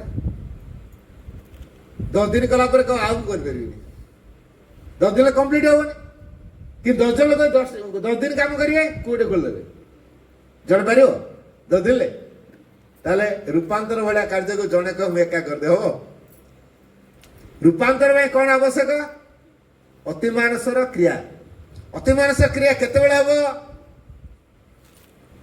आस्पृहा द्वारा जड़े आस्पृहा करे समस्त आस्पृहा करेंगे कोटा बेसी क्रियाशील सामूहिक प्रभाव क्रियाशील अधिक तेणु सामूहिक प्रार्थना आमको कौन करा पड़ो कलेक्टिवनेस भर जा एक द्वितीय मो भितर जो डिफेक्ट अच्छी मु जानी पड़ुची कि मो अन्य सहित मिसिले से मो डिफेक्टा देखा दे मुझे सार्ट मो पछपटे यदि कला लगी मुझे जानीपरि मो पछपटे सार्टे कला लगी हाँ आगटा हो तो मुझे देखी दे जानते पछपटे कला लगी मुझे जानीपरि कि अन्य मैंने देखा देवे ना नहीं भाई कलाटा कौन लगिगला कौ डेरी बस पड़े हाँ तेल आउ जन देखला बोली सीना मत जनईदेला मो सार्टर कलाटा पछपटे जब देखी न था मुझे कलाटा ही पिंधा सब से मलाटा कलाटा पिंधा तेल मो भितर जो डिफेक्ट है देखई देवाई मत कौन करा पड़ो समस्त सहित मिशा पड़ो सामूहिक कार्य भितर मत आसा पड़ो ताले मो डिफेक्ट गुड़ाक मुझे जानीपारि मिरर अन्य मैंने आम मन मिरर दिन मो निजक देखी तेणु आउ जन भूलटा देखई दे मैंने मोर से हेल्पर मो रूपांतर साहाय्यकारी मोर वेल विशर से मैंने जदि मोर के भूल बाछी दौची मोर प्रथम आटिट्यूड हम मुझे मो वेल विशर हिसाब से ग्रहण करी हाँ सी गोटे लोक कला मत कहीद हाँ आज आसिक ना मो भूल बाछला गेट आउट कर काम कर कारण मो भूल बाछला आगे मु तार वेल विशर हिसाब से ग्रहण कर बुझला किंतु आटिट्यूड जब बदल जाइए साधारणतः मनोभाव जो थोड़े सी आज आसीद बसके जो भूल टे देखला निश्चय मोर कौट थो आग निजक देखे कथा ग्रहण करवा हठात तापर को रिएक्शन देखा उचित नुह यहाँ हूँ आटिट्यूड यहाँ कलेक्टिव भीतर को आसले हम आ गोटे बड़ जिनस अच्छी बाबाजी महाराज 3 नंबर वॉल्यूम जब पढ़ा आप जानीपारे बाबाजी महाराज रामकृष्ण रचना संग्रह जो कराई 3 नंबर वॉल्यूम जब पढ़े आप जानीपारे से गोटे कथा अच्छी श्री अरविंद जो स्वप्न देखी दिव्य मानव समाज गठन से आसते ना to announce the manifestation of a new race a new world the supramental Sri Aurobindo is an emanation of the Supreme who came on earth. Sri Aurobindo होचनी परमंक अवतार जे कि पृथ्वी पृष्ठ को आसीथिले टू अनाउंस घोषणा करिया पई the manifestation of a new race a new world a जो नुआ जातिर अभिव्यक्ति नुआ पृथ्वीर अभिव्यक्ति ये जो नुआ जाति और नुआ पृथ्वीर अभिव्यक्ति कथा घोषणा करने प्रभु श्री अरविंद अवतार होकर परम अवतार मानव रूप से नुआ जातिटा कौन अति मानव जाति नुआ पृथ्वीटा कौन अति मानस जगत जो अति मानव जाति तैयारी होगा पूर्वर ଆଗ ଆଉ ଗୋଟିଏ ଜାତି ତିଆରି ହେବ ତାକୁ ଅଛି ନୋଷ୍ଟିକ ସୋସାଇଟି। ଏ ଯୋଉ ନୋଷ୍ଟିକ ସୋସାଇଟି କେମିତି ତିଆରି ହେବା? ସପୋଜ ଆମେ ସବୁ ମାଙ୍କୁ ଜାଣିଲେ, ବିଭିନ୍ନ ଆଡେ ଚାକିରି ବାକିରି କଲେ, କର୍ମସଂସ୍ଥା ଆମର ଭିନ୍ନ ଭିନ୍ନ ଆଡେ ହେଲା। ଏମିତି ଗୋଟେ ସଂସ୍ଥା ତିଆରି କରିବା ଯୋଉଠି ସମସ୍ତେ ଆମେ ରହିବା, କଲେକ୍ଟିଭଲି ରହିବା, ଦିବ୍ୟ ପରିବାର ଏଇଟା ହବ। ଅରବିଲ କଣ ହେଇଛି? ଯୋଉମାନେ ଅରବିଲିଆନ ହଉଛନ୍ତି କଣ ପାଇଁ ମା ସେଟା କରିଛନ୍ତି? ତମେ ସେଠି ରହିବ, ଜାଗା ଦିଆଯିବ, ଘର କର, ରୁହ, କେବଳ ତମ ପାଇଁ। କହନି ମୋ ପରେ ମୋ ପୁଅ, ତାପରେ ମୋ ନାତି, ଏମାନେ ରହିବେ ନା, ତମ ପିରିୟଡ ଟା ଯେତେ ଦିନ ରହିବ ତମେ ଘର କର, ରୁହ। ତ ସେଠି କାହାର ହେଇକିନା ରହିବନି ନା ଅରବିଲ, ତମେ ରହିବା ପର୍ଯ୍ୟନ୍ତ ଯେତେ ଦିନ ପର୍ଯ୍ୟନ୍ତ ସାଧନା ସେଠି କର ରହିବ। ଠିକ ସେଇଭଳି ଆମେ ଏମିତି ଏକ ଜାଗା ବନେଇବା ଯୋଉଠି ଆମେ ସମସ୍ତେ ରହିବା, କଲେକ୍ଟିଭଲି ପ୍ରାର୍ଥନା କରିବା, ଆଉ ସେଇ ଭଗବାନ ପାଇଁ କଲେକ୍ଟିଭଲି କାମ କରିବା। ଆମ ଭିତରେ ଗୋଟେ କଲେକ୍ଟିଭନେସ୍ ତିଆରି ହେବ, ହାରମୋନି ତିଆରି ହେବ, ପରସ୍ପର ସହିତ ଗୋଟେ ସଂଗତି ରଖି ଗୋଟେ କମ୍ୟୁନିଟି, କମ୍ୟୁନିୟନ ଯୋଉଟା ଭାବ, କମ୍ୟୁନିୟନ ଭାବ, ସେ କମ୍ୟୁନିୟନ ଭାବଟାକୁ ଆମ ଭିତରେ ଆମେ ତିଆରି କରିବା। ଏଇ କମ୍ୟୁନିୟନ ଭାବ ତିଆରି ନ ହବା ଯାଏଁ ଭବିଷ୍ୟତର ଦିବ୍ୟ ମାନବ ସମାଜ ତିଆରି କରିପାରିବ ନାହିଁ। ତେଣୁ ଦିବ୍ୟ ମାନବ ସମାଜ ହବା ପୂର୍ବରୁ ଯୋଉ କମ୍ୟୁନିୟନ ସୋସାଇଟି, ନୋଷ୍ଟିକ ସୋସାଇଟି ବୋଲି କୁହାଯାଉଛି, ତେଣୁ ଆମେ ଯୋଉମାନେ ସବୁ ଚାକିରି ବାକିରି ବାହାର କଲେଣି, ଏ ଆଶ୍ରମ ପରିସରରେ ଘରଟେ କରିକି ଆମେ ସେଇଠି ରହିବା। ଯଦି 8, 10, 5, 7, 10, 15, 20 ଫ୍ୟାମିଲି ଯଦି ରହିବେ ହେଲା, ସେମାନେ ସକାଳୁ ଉଠିବେ, ଆଶ୍ରମ ଜୀବନ ଭଳିଆ ଧ୍ୟାନ କରିବେ, ପ୍ରାର୍ଥନା କରିବେ, ଆଶ୍ରମ ପାଇଁ କିଛି କାମ କରିବେ, କାରଣ ଏଟା ଭଗବାନ ପାଇଁ କାମ କରାହଉଛି। ତାପରେ 10ଟା ହେଲା କି ଅଫିସ ଟାଇମ ହେଲା, ନିଜ ଧନ୍ଦା ପାଇଁ ସେ ଗଲେ, ପୁଣି ଆସିଲେ, ପୁଣି ଭଗବାନ ପାଇଁ କାମ କଲେ, ଧ୍ୟାନ କଲେ, ପ୍ରାର୍ଥନା କଲେ, କିଛି ଫିଜିକାଲ କାମ କଲେ। ତାହେଲେ ଏଇଭଳିଆ କାରଣ ଆମେ ଆଶ୍ରମ ରହୁଛୁ ଗୋଟେ ଫିଲିଙ୍ଗସ ହବ, ଏଇଟା ଗୋଟେ ଆଶ୍ରମ ବୋଲି ଧାରଣା ଆସିବ। ଆଶ୍ରମରେ କେମିତି ବଞ୍ଚିବାକୁ ହୁଏ, କଣ କରିବାକୁ ହୁଏ, ତାଙ୍କ ଭିତରେ ଗୋଟେ ସେ ଆଶ୍ରମ ଜୀବନ ବଞ୍ଚିବାର ଗୋଟେ ଶୈଳୀ ତିଆରି ହେବ, ଜୀବନକୁ ନୂଆ ଢଙ୍ଗରେ ତିଆରିବାର ଭାବ ତିଆରି ହେବ। ମୁଁ ଏବେ ଗୋଟେ ଦେଖିକି ଆସିଛି, ସେଇଠି ଏଠିକି ଆସିଛି, କୋରାପୁଟ ପଟେ ଯାଇଥିଲି। ଜୟପୁର ଠାରୁ କିଛି ଦୂରରେ 10-12 କିଲୋମିଟର ଦୂରରେ କଳସାଣ୍ଡି ବୋଲି ଗୋଟେ ଜାଗା ଅଛି। ସେଠି 4ଟି ଫ୍ୟାମିଲି ରହିଛନ୍ତି ବର୍ତ୍ତମାନ, ପୁଣି ଆହୁରି ଲୋକ ସେଠି ଜାଗା ରଖିଛନ୍ତି, ତାଙ୍କର କିଣା ହେଇଛି, ସେମାନେ ସେଠି ରହିବେ। ସେମାନେ ସବୁ ରହିଛନ୍ତି ଫ୍ୟାମିଲି, ଅଫିସ ଟାଇମରେ ଅଫିସ ଯାଉଛନ୍ତି, କିନ୍ତୁ ସକାଳୁ ସକାଳୁ ଉଠୁଛନ୍ତି, ରାତି 4ଟାରୁ ଉଠି ଆଶ୍ରମ ପାଇଁ କାମ କରୁଛନ୍ତି। ମେଡିଟେସନ ରଖାହଉଛି 7ଟା ବେଳେ, ମେଡିଟେସନ କରୁଛନ୍ତି, ଧ୍ୟାନ ପ୍ରାର୍ଥନା ଏସବୁ କରୁଛନ୍ତି। ଏ ଯୋଉ ଧ୍ୟାନ ପ୍ରାର୍ଥନା କରୁଛନ୍ତି, ଦୁର୍ଗାନ୍ତର ମହାବୈଶ ପଢୁଛନ୍ତି, କଲେକ୍ଟିଭ ଆସ୍ପୁରା ଗୋଟେ ରହୁଛି। ଏଇ ଯୋଉ କଲେକ୍ଟିଭ ଆସ୍ପୁରା ରହୁଛି, ଏଇ କଲେକ୍ଟିଭ ଆସ୍ପୁରା ଦ୍ୱାରା ତାଙ୍କ ଭିତରେ ଗୋଟେ ଅଲଗା ପ୍ରକାର ଭାବନା ଆସିଛି। ଦୈନିକ କର୍ମ ଭିତରେ ଏଠି ଯୋଉ ଭାବନା ନେଉଛନ୍ତି ଆଶ୍ରମ ଜୀବନ ଏଇଭଳିଆ ହବା ଦରକାର, ତାଙ୍କ କର୍ମକ୍ଷେତ୍ରରେ ମଧ୍ୟ ଠିକ ସେଇଭଳିଆ ଭାବନା ରହିଛି। ଅଧିକରୁ ଅଧିକ ଲୋକେ କେମିତି ସବୁ ମାଆଙ୍କୁ ଜାଣିବେ, ସନ୍ଧ୍ୟାବେଳେ ଟିମ୍ ସବୁ ବୁଲୁଛନ୍ତି ଗାଡି ଧରିକି, କୋଉ ଗାଁରେ ଯାଇକି ଯିବା, ଆଜି ପାର୍ଟିସିପେଟ କରିକି ଆସିବା, ବୁଲି ବୁଲିକା ଗାଁରେ ପାଖାପାଖି ଗାଁ ଗୁଡାକ ସବୁ ପାର୍ଟିସିପେଟ କରୁଛନ୍ତି। ତା ଭିତରେ ମୁଁ ଯାଇକି ସାମିଲ ହେଇଗଲି, 3 ଦିନ ରହିଲି, ସାମିଲ ହେଇଗଲି। ପୁଣି ଆଉ ଗୋଟେ ଜାଗା ଗଲି, ନବରଙ୍ଗପୁର ଜିଲ୍ଲା, ସେଠି ବିମାଳିଗୁଡା ବୋଲି ଗୋଟେ ଜାଗା ଅଛି। ନବରଙ୍ଗପୁର, ବିମାଳିଗୁଡା, ନନ୍ଦାହାଣ୍ଡି, ଦିଗସଲ୍ପା, ଆଉ ଗୋଟେ ହେଲା ଆସ୍ପୁରା ନଗର। ଏ 5ଟା ଜାଗା ମୁଁ ବୁଲିକି ଆସିଲି। ତା ଭିତରେ ଗୋଟେ ଜିନିଷ ବିମାଳିଗୁଡାରେ ଅବଜର୍ଭ କଲି, ତାଙ୍କର ଯୋଉ ପୁରୁଣା ପିଲାମାନେ, ଅର୍ଥାତ୍ ଆମ ଯୋଉ ପିଲାମାନେ ମାଟ୍ରିକ ପାସ୍ କରିକି ଯାଇସାରିଲେଣି, ପ୍ରତ୍ୟେକ ରବିବାର ଦିନ ଯିଏ ଯୁଆଡେ ଥାନ୍ତୁ ସବୁ ଆସୁଛନ୍ତି, ଆଶ୍ରମରେ କାମ କରୁଛନ୍ତି। ତାଙ୍କର ଗୋଟେ ଆଶ୍ରମ ହେଲା ମୁଖ୍ୟ ଆଶ୍ରମ, ସେଟା ହେଲା ବିମାଳିଗୁଡା, ତାଙ୍କ ଟ୍ରଷ୍ଟ ହଉଛି ଗୋଟେ, ଏବଂ ଏ 4ଟା ଯାକ ଆଶ୍ରମରେ ଯୋଉଠି ଯାହା କାମ ସବୁ ଗୋଟେ ଜାଗାରେ କରାହଉଛି। ପଚାରିଲି ପିଲାମାନେ ସବୁ କି କାମ କରିବେ, ଏତେ ଗୁଡେ ପିଲା କଣ ଆସିଛନ୍ତି, କିଛି ଅଛି କି? ନା ଭାଇ, ପ୍ରତ୍ୟେକ ରବିବାର ଦିନ ଏଠି ସବୁ ପିଲା ଆସନ୍ତି, କାମ କରନ୍ତି। ଏଠି କୋଉ କାମ ହବ ନା, ସେ ନିରାକରଣ ଯୋଉ ଜାଗାରେ ରହିଛନ୍ତି ତାକୁ କୁହାଯାଉଛି ଆସ୍ପୁରା ନଗର। ସେଠି ଗୋଟେ କାମ ଚାଲିଛି ବର୍ତ୍ତମାନ ନୂଆ ଢଙ୍ଗର, ତେଣୁ ସେଥିପାଇଁ ତାର କମ୍ପାଉଣ୍ଡ ୱାଲ୍ ବନେଇବା ପାଇଁ ସବୁ ପିଲର ବନଉଛନ୍ତି।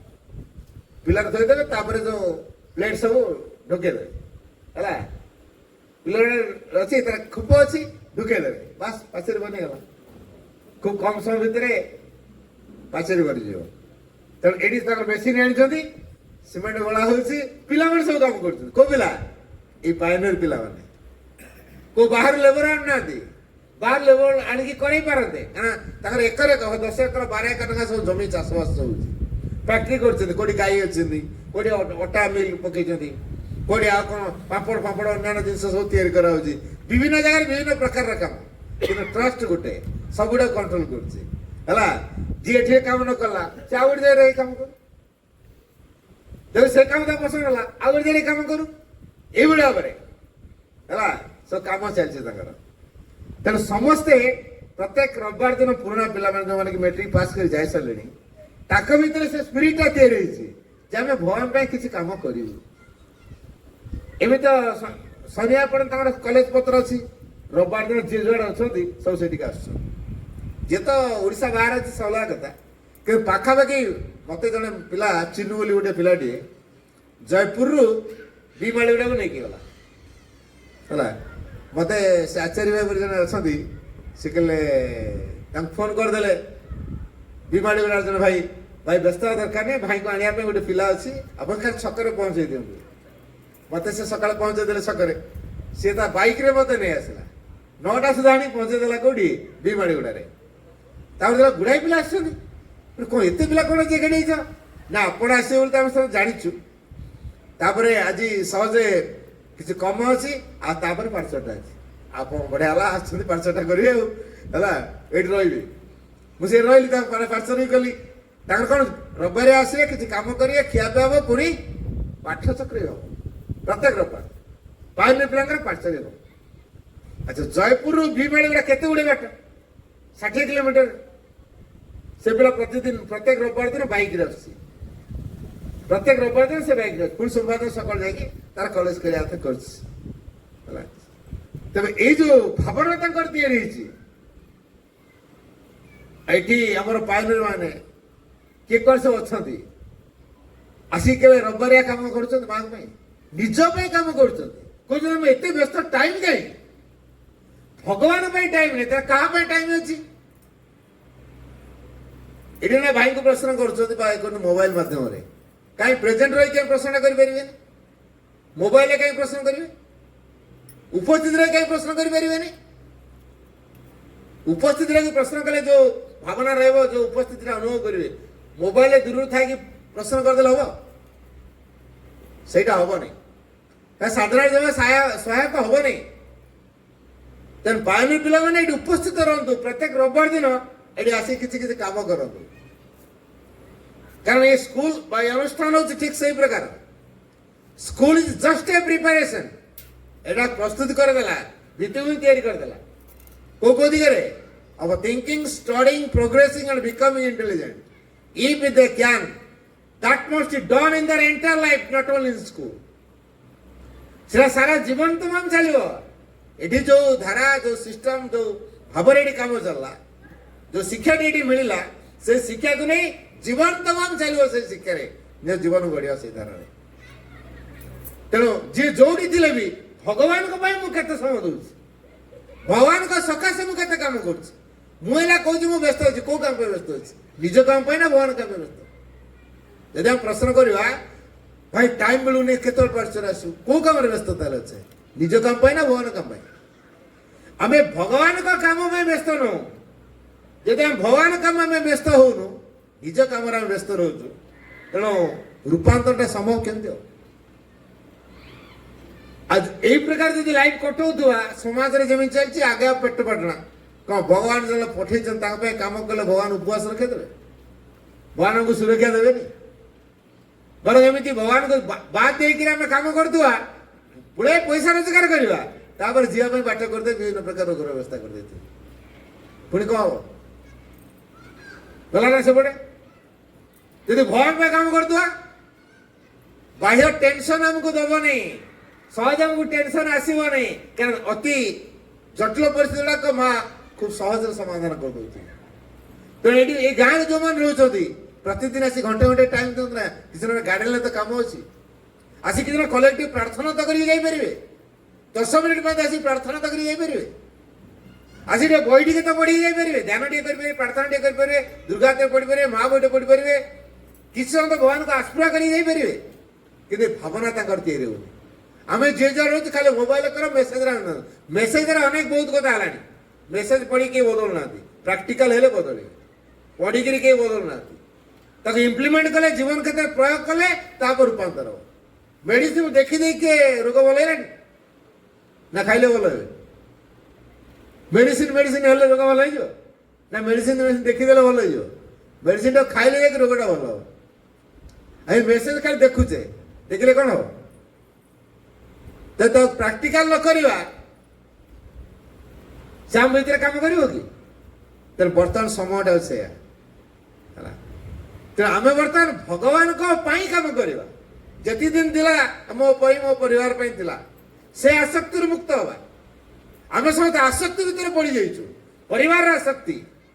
ଏ ପରିବାର ଆସକ୍ତିକୁ ଦୂର କରିବାକୁ ହେଲେ ଆମକୁ ଭଗବାନଙ୍କ ସକାଶେ ଜୀବନ ବଞ୍ଚିବାକୁ ପଡ଼ିବ, ଭଗବାନଙ୍କ ପାଇଁ କାମ କରିବାକୁ ପଡ଼ିବ।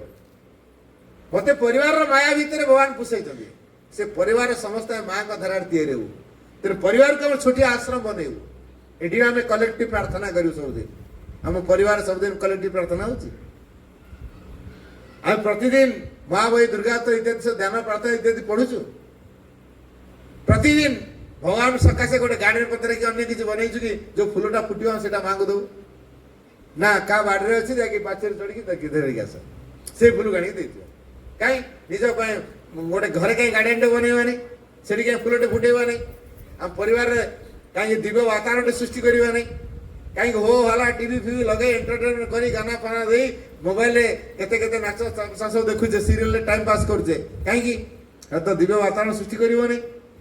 ତେଣୁ ପରିବାରକୁ ଦିବ୍ୟ ପରିବାର ବନେଇବା, ସେ ଦିବ୍ୟ ବାତାବରଣ ସୃଷ୍ଟି କରିବା, ସେଇ ପ୍ରଭାବଟା କୋଉଠି ଶିଖିବା? ଏଇ ଆଶ୍ରମ ଭିତରେ, ଏଇଠିକି ଆସିକି ଶିଖିଲେ ତାପରେ ଧୀରେ ଧୀରେ ସେଇଟା ତିଆରି ହେବ। ତେଣୁ କର୍ମ ହଉଛି ସବୁଠୁ ଭଲ ମାଧ୍ୟମ, ସିଏ ହଉଛି ଉପାସନା। କର୍ମ ଦ୍ୱାରା କ'ଣ ହବ? ବଡିର କାମ ହବ। ମା କହିଲେ to work for the divine is to pray with the body. Shri ଅରବିନ୍ଦଙ୍କ ଯୋଗର ଯୋଉ ମହାନ କଥା, ବଡିର ରୂପାନ୍ତର। ବଡିରେ ଅଛି ଆଳସ୍ୟତା, ବଡିରେ ଅଛି ତାମସିକତା, ବଡିରେ ଅଛି ନିଷ୍କ୍ରିୟତା ବୋଧ, ବଡିରେ ଅଛି ପରିବର୍ତ୍ତନ ବିମୁଖତା। এই যে তামসিকতা, নিষ্ক্রিয়তা বোধ, জড়তা, আলস্যতা, তাকে দূর করা গেলে কর্ম হচ্ছে প্রকৃষ্ট মাধ্যম। তেমনি বডি কিছু ফিজিকাল লেবর করব, বডি সবুলে ভগবান সকাশে ফিট হয়ে রহব। যদি শরীরে কিছু ডিফেক্ট আসছে মা কু জানা, তুমি যদি মা মো বডি কি ডিফেক্ট করিও, তম কামরে ডিফেক্ট হব, মু কম করবি? তেমন মো বডি কু মু তম চরণ নিবেদন কলি, তুমি তাকে ঠিক করে দিও না। মেডিসিন কেন ভালো হব? মেডিসিনটা আগ না মা সমর্পণটা আগে? আগ মেডিসিন নুহ, আগ বডি কু মাঙ্ক পাখে সমর্পণ করিয়া। মা এ বডি তোমার, তুমি যদি এ বডি কু ডিফেক্ট করিব তাহলে বডি কাম করিয়া ফিট হব। তেমন তুমি বডি ঠিক কর, নাম জপ করিয়া। তেমন বডি ঠিক করিয়া মা লেগে পড়ে। সাধারণতঃ বডি জপ হইছে এসেন্সিয়াল। আমি কেতে জন আসিকি প্রতিদিন জপ করছে? কলেক্টিভ আসিয়া গোটে টাইম নির্দিষ্ট রাখবা।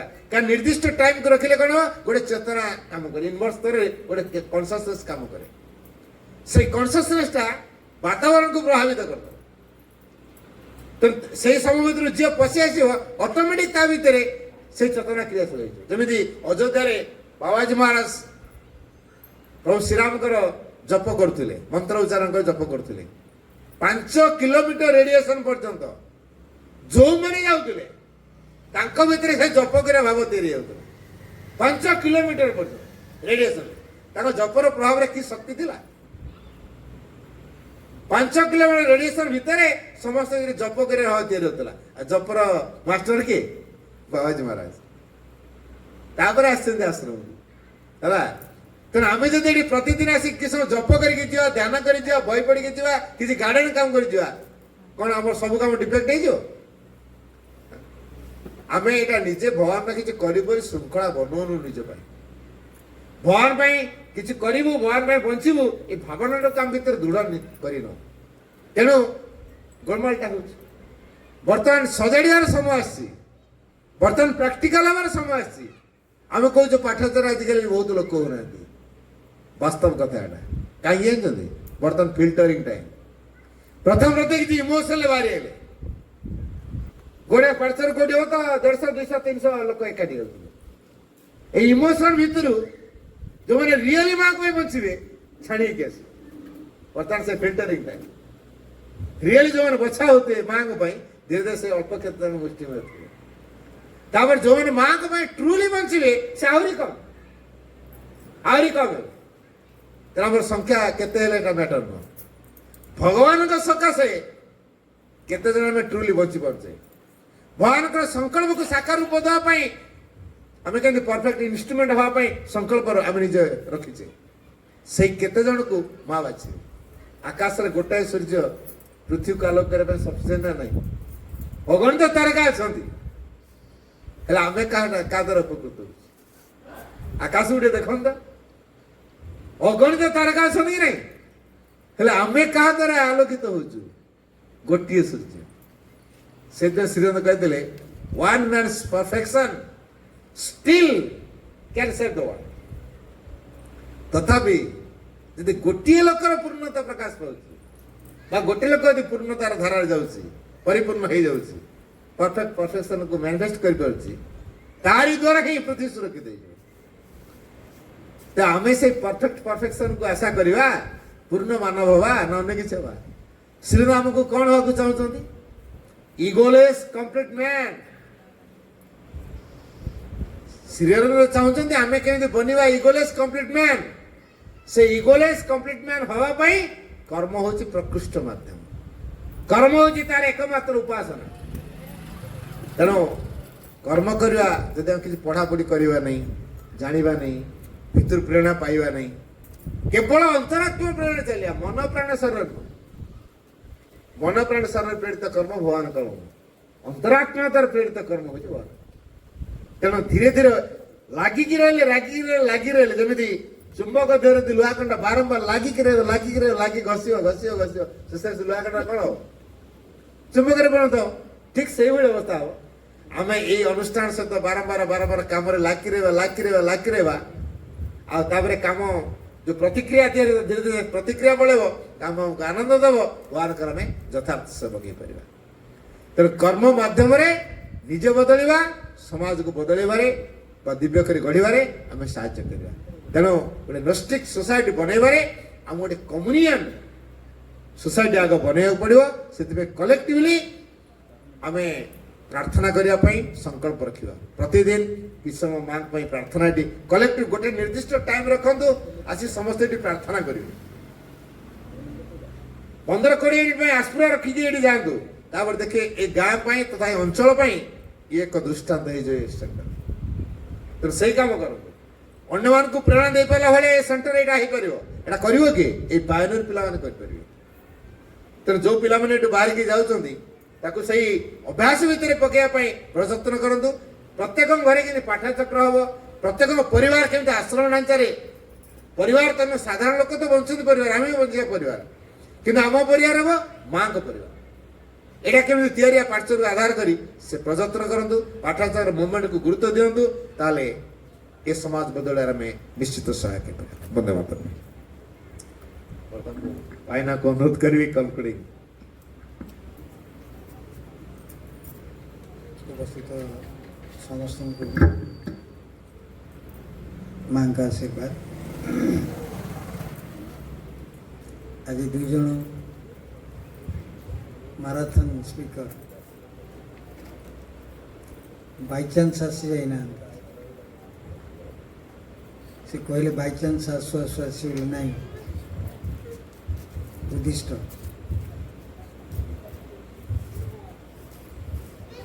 कथा हूँ जे आम अनेक कथा जानले अनेक कथा शुणिले किंतु जीवन भीतर को ता न आसवा फल अनेक कथा आम दूर ही रही समस्त को सब प्रकार सुजोग मिलेनि ଆମକୁ କିନ୍ତୁ ଯେଉଁ ସୁଯୋଗ ମିଳିଛି ତାର ଉପଯୋଗ କରିବା ପାଇଁ ଏପର୍ଯ୍ୟନ୍ତ ଆମେ ଚିନ୍ତା ଭିତରକୁ ଆଣିନୁ। କାହିଁକି କର୍ମ ପଶ୍ଚାତର ଭାବନା ହିଁ ହେଉଛି ମାନେ ଦିବ୍ୟ କର୍ମ ପାଇଁ ପ୍ରସ୍ତୁତ କରାଏ। ଆମେ ସବୁବେଳେ ଜାଣିଛେ ଯେ ଏଇଠି ଯେଉଁ ରିଲିଫ୍ ସେଣ୍ଟର ଅଛି ପ୍ରତି ମୁହୂର୍ତ୍ତରେ ସେ କ'ଣ କ'ଣ ଉତ୍ସାହିତ କରୁଛି ତାକୁ ଜାଣିବା ପାଇଁ ଆମର ବେଳ ନାହିଁ। ବେଳ ନାହିଁ କି ବଳ ନାହିଁ ମୁଁ କହିପାରୁନି। ଯଦି ବଳ ନାହିଁ ବଳକୁ ସଂଗ୍ରହ କରିବା ଦରକାର। ଆଉ ବେଳ ନାହିଁ, ବେଳ କାହା ପାଇଁ ନଥାଏ, ତାକୁ ଯୋଗାଡ଼ କରିବାକୁ ପଡ଼େ। ଆମେ ଯେଉଁ କଥାକୁ ଗୁରୁତ୍ୱ ଦେଉ, ଆଗ ଇଚ୍ଛା କରୁ, ଗୁରୁତ୍ୱ ଦେଉ, ସେଇ କଥାଟି ହିଁ ଆମେ କରିଥାଉ। ଏପର୍ଯ୍ୟନ୍ତ ସେ କଥାଟି କିଛି କିଛି ସମୟ ପାଇଁ ସ୍ପାର୍କ ଆକାରରେ ଆସିକିରି ପୁଣି ଚାଲିଯାଉଛି। ତାକୁ ଧରି ରଖିବା ପାଇଁ ସମସ୍ତଙ୍କର ପ୍ରଚେଷ୍ଟା ବି ଦରକାର ପଡ଼େ। ଦୁଇ ଜଣ ଭାଇ ଅନେକ କଥା କହିଛନ୍ତି। ପାୟନରମାନଙ୍କ ଉପରେ ବେଶୀ ଗୁରୁତ୍ୱ ଦେଇଛନ୍ତି, କିନ୍ତୁ ପାୟନର ନୁହେଁ ଯେଉଁମାନେ ମାଆଙ୍କୁ ଶ୍ରଦ୍ଧାରେ ମା ବୋଲିକିରି ଥରେ ଉଚ୍ଚାରଣ କରିଛନ୍ତି, ମା ତାର ସୁରକ୍ଷା ଦାୟିତ୍ୱ ନେଉଛନ୍ତି। ଏଇ କଥାଟା ଅନୁଭବ କରିବା ପାଇଁ ଆମ ଜୀବନ ଗଢ଼ି ଉଠୁ। ଆଉ ସମସ୍ତେ ସେ ମାତୃକୃପା ଲାଭ କରନ୍ତୁ। ଦୁଇ ଭାଇଙ୍କୁ ଅନେକ ଅନେକ ଧନ୍ୟବାଦ। ଧନ୍ୟବାଦ। ବର୍ତ୍ତମାନ ଆମେ ମାଙ୍କ ମ୍ୟୁଜିକ୍ ସହିତ ଟିକେ ନିରବ ରହିବା, କାର୍ଯ୍ୟକ୍ରମକୁ ମାଙ୍କ ନିକଟରେ ନିବେଦନ କରିବା।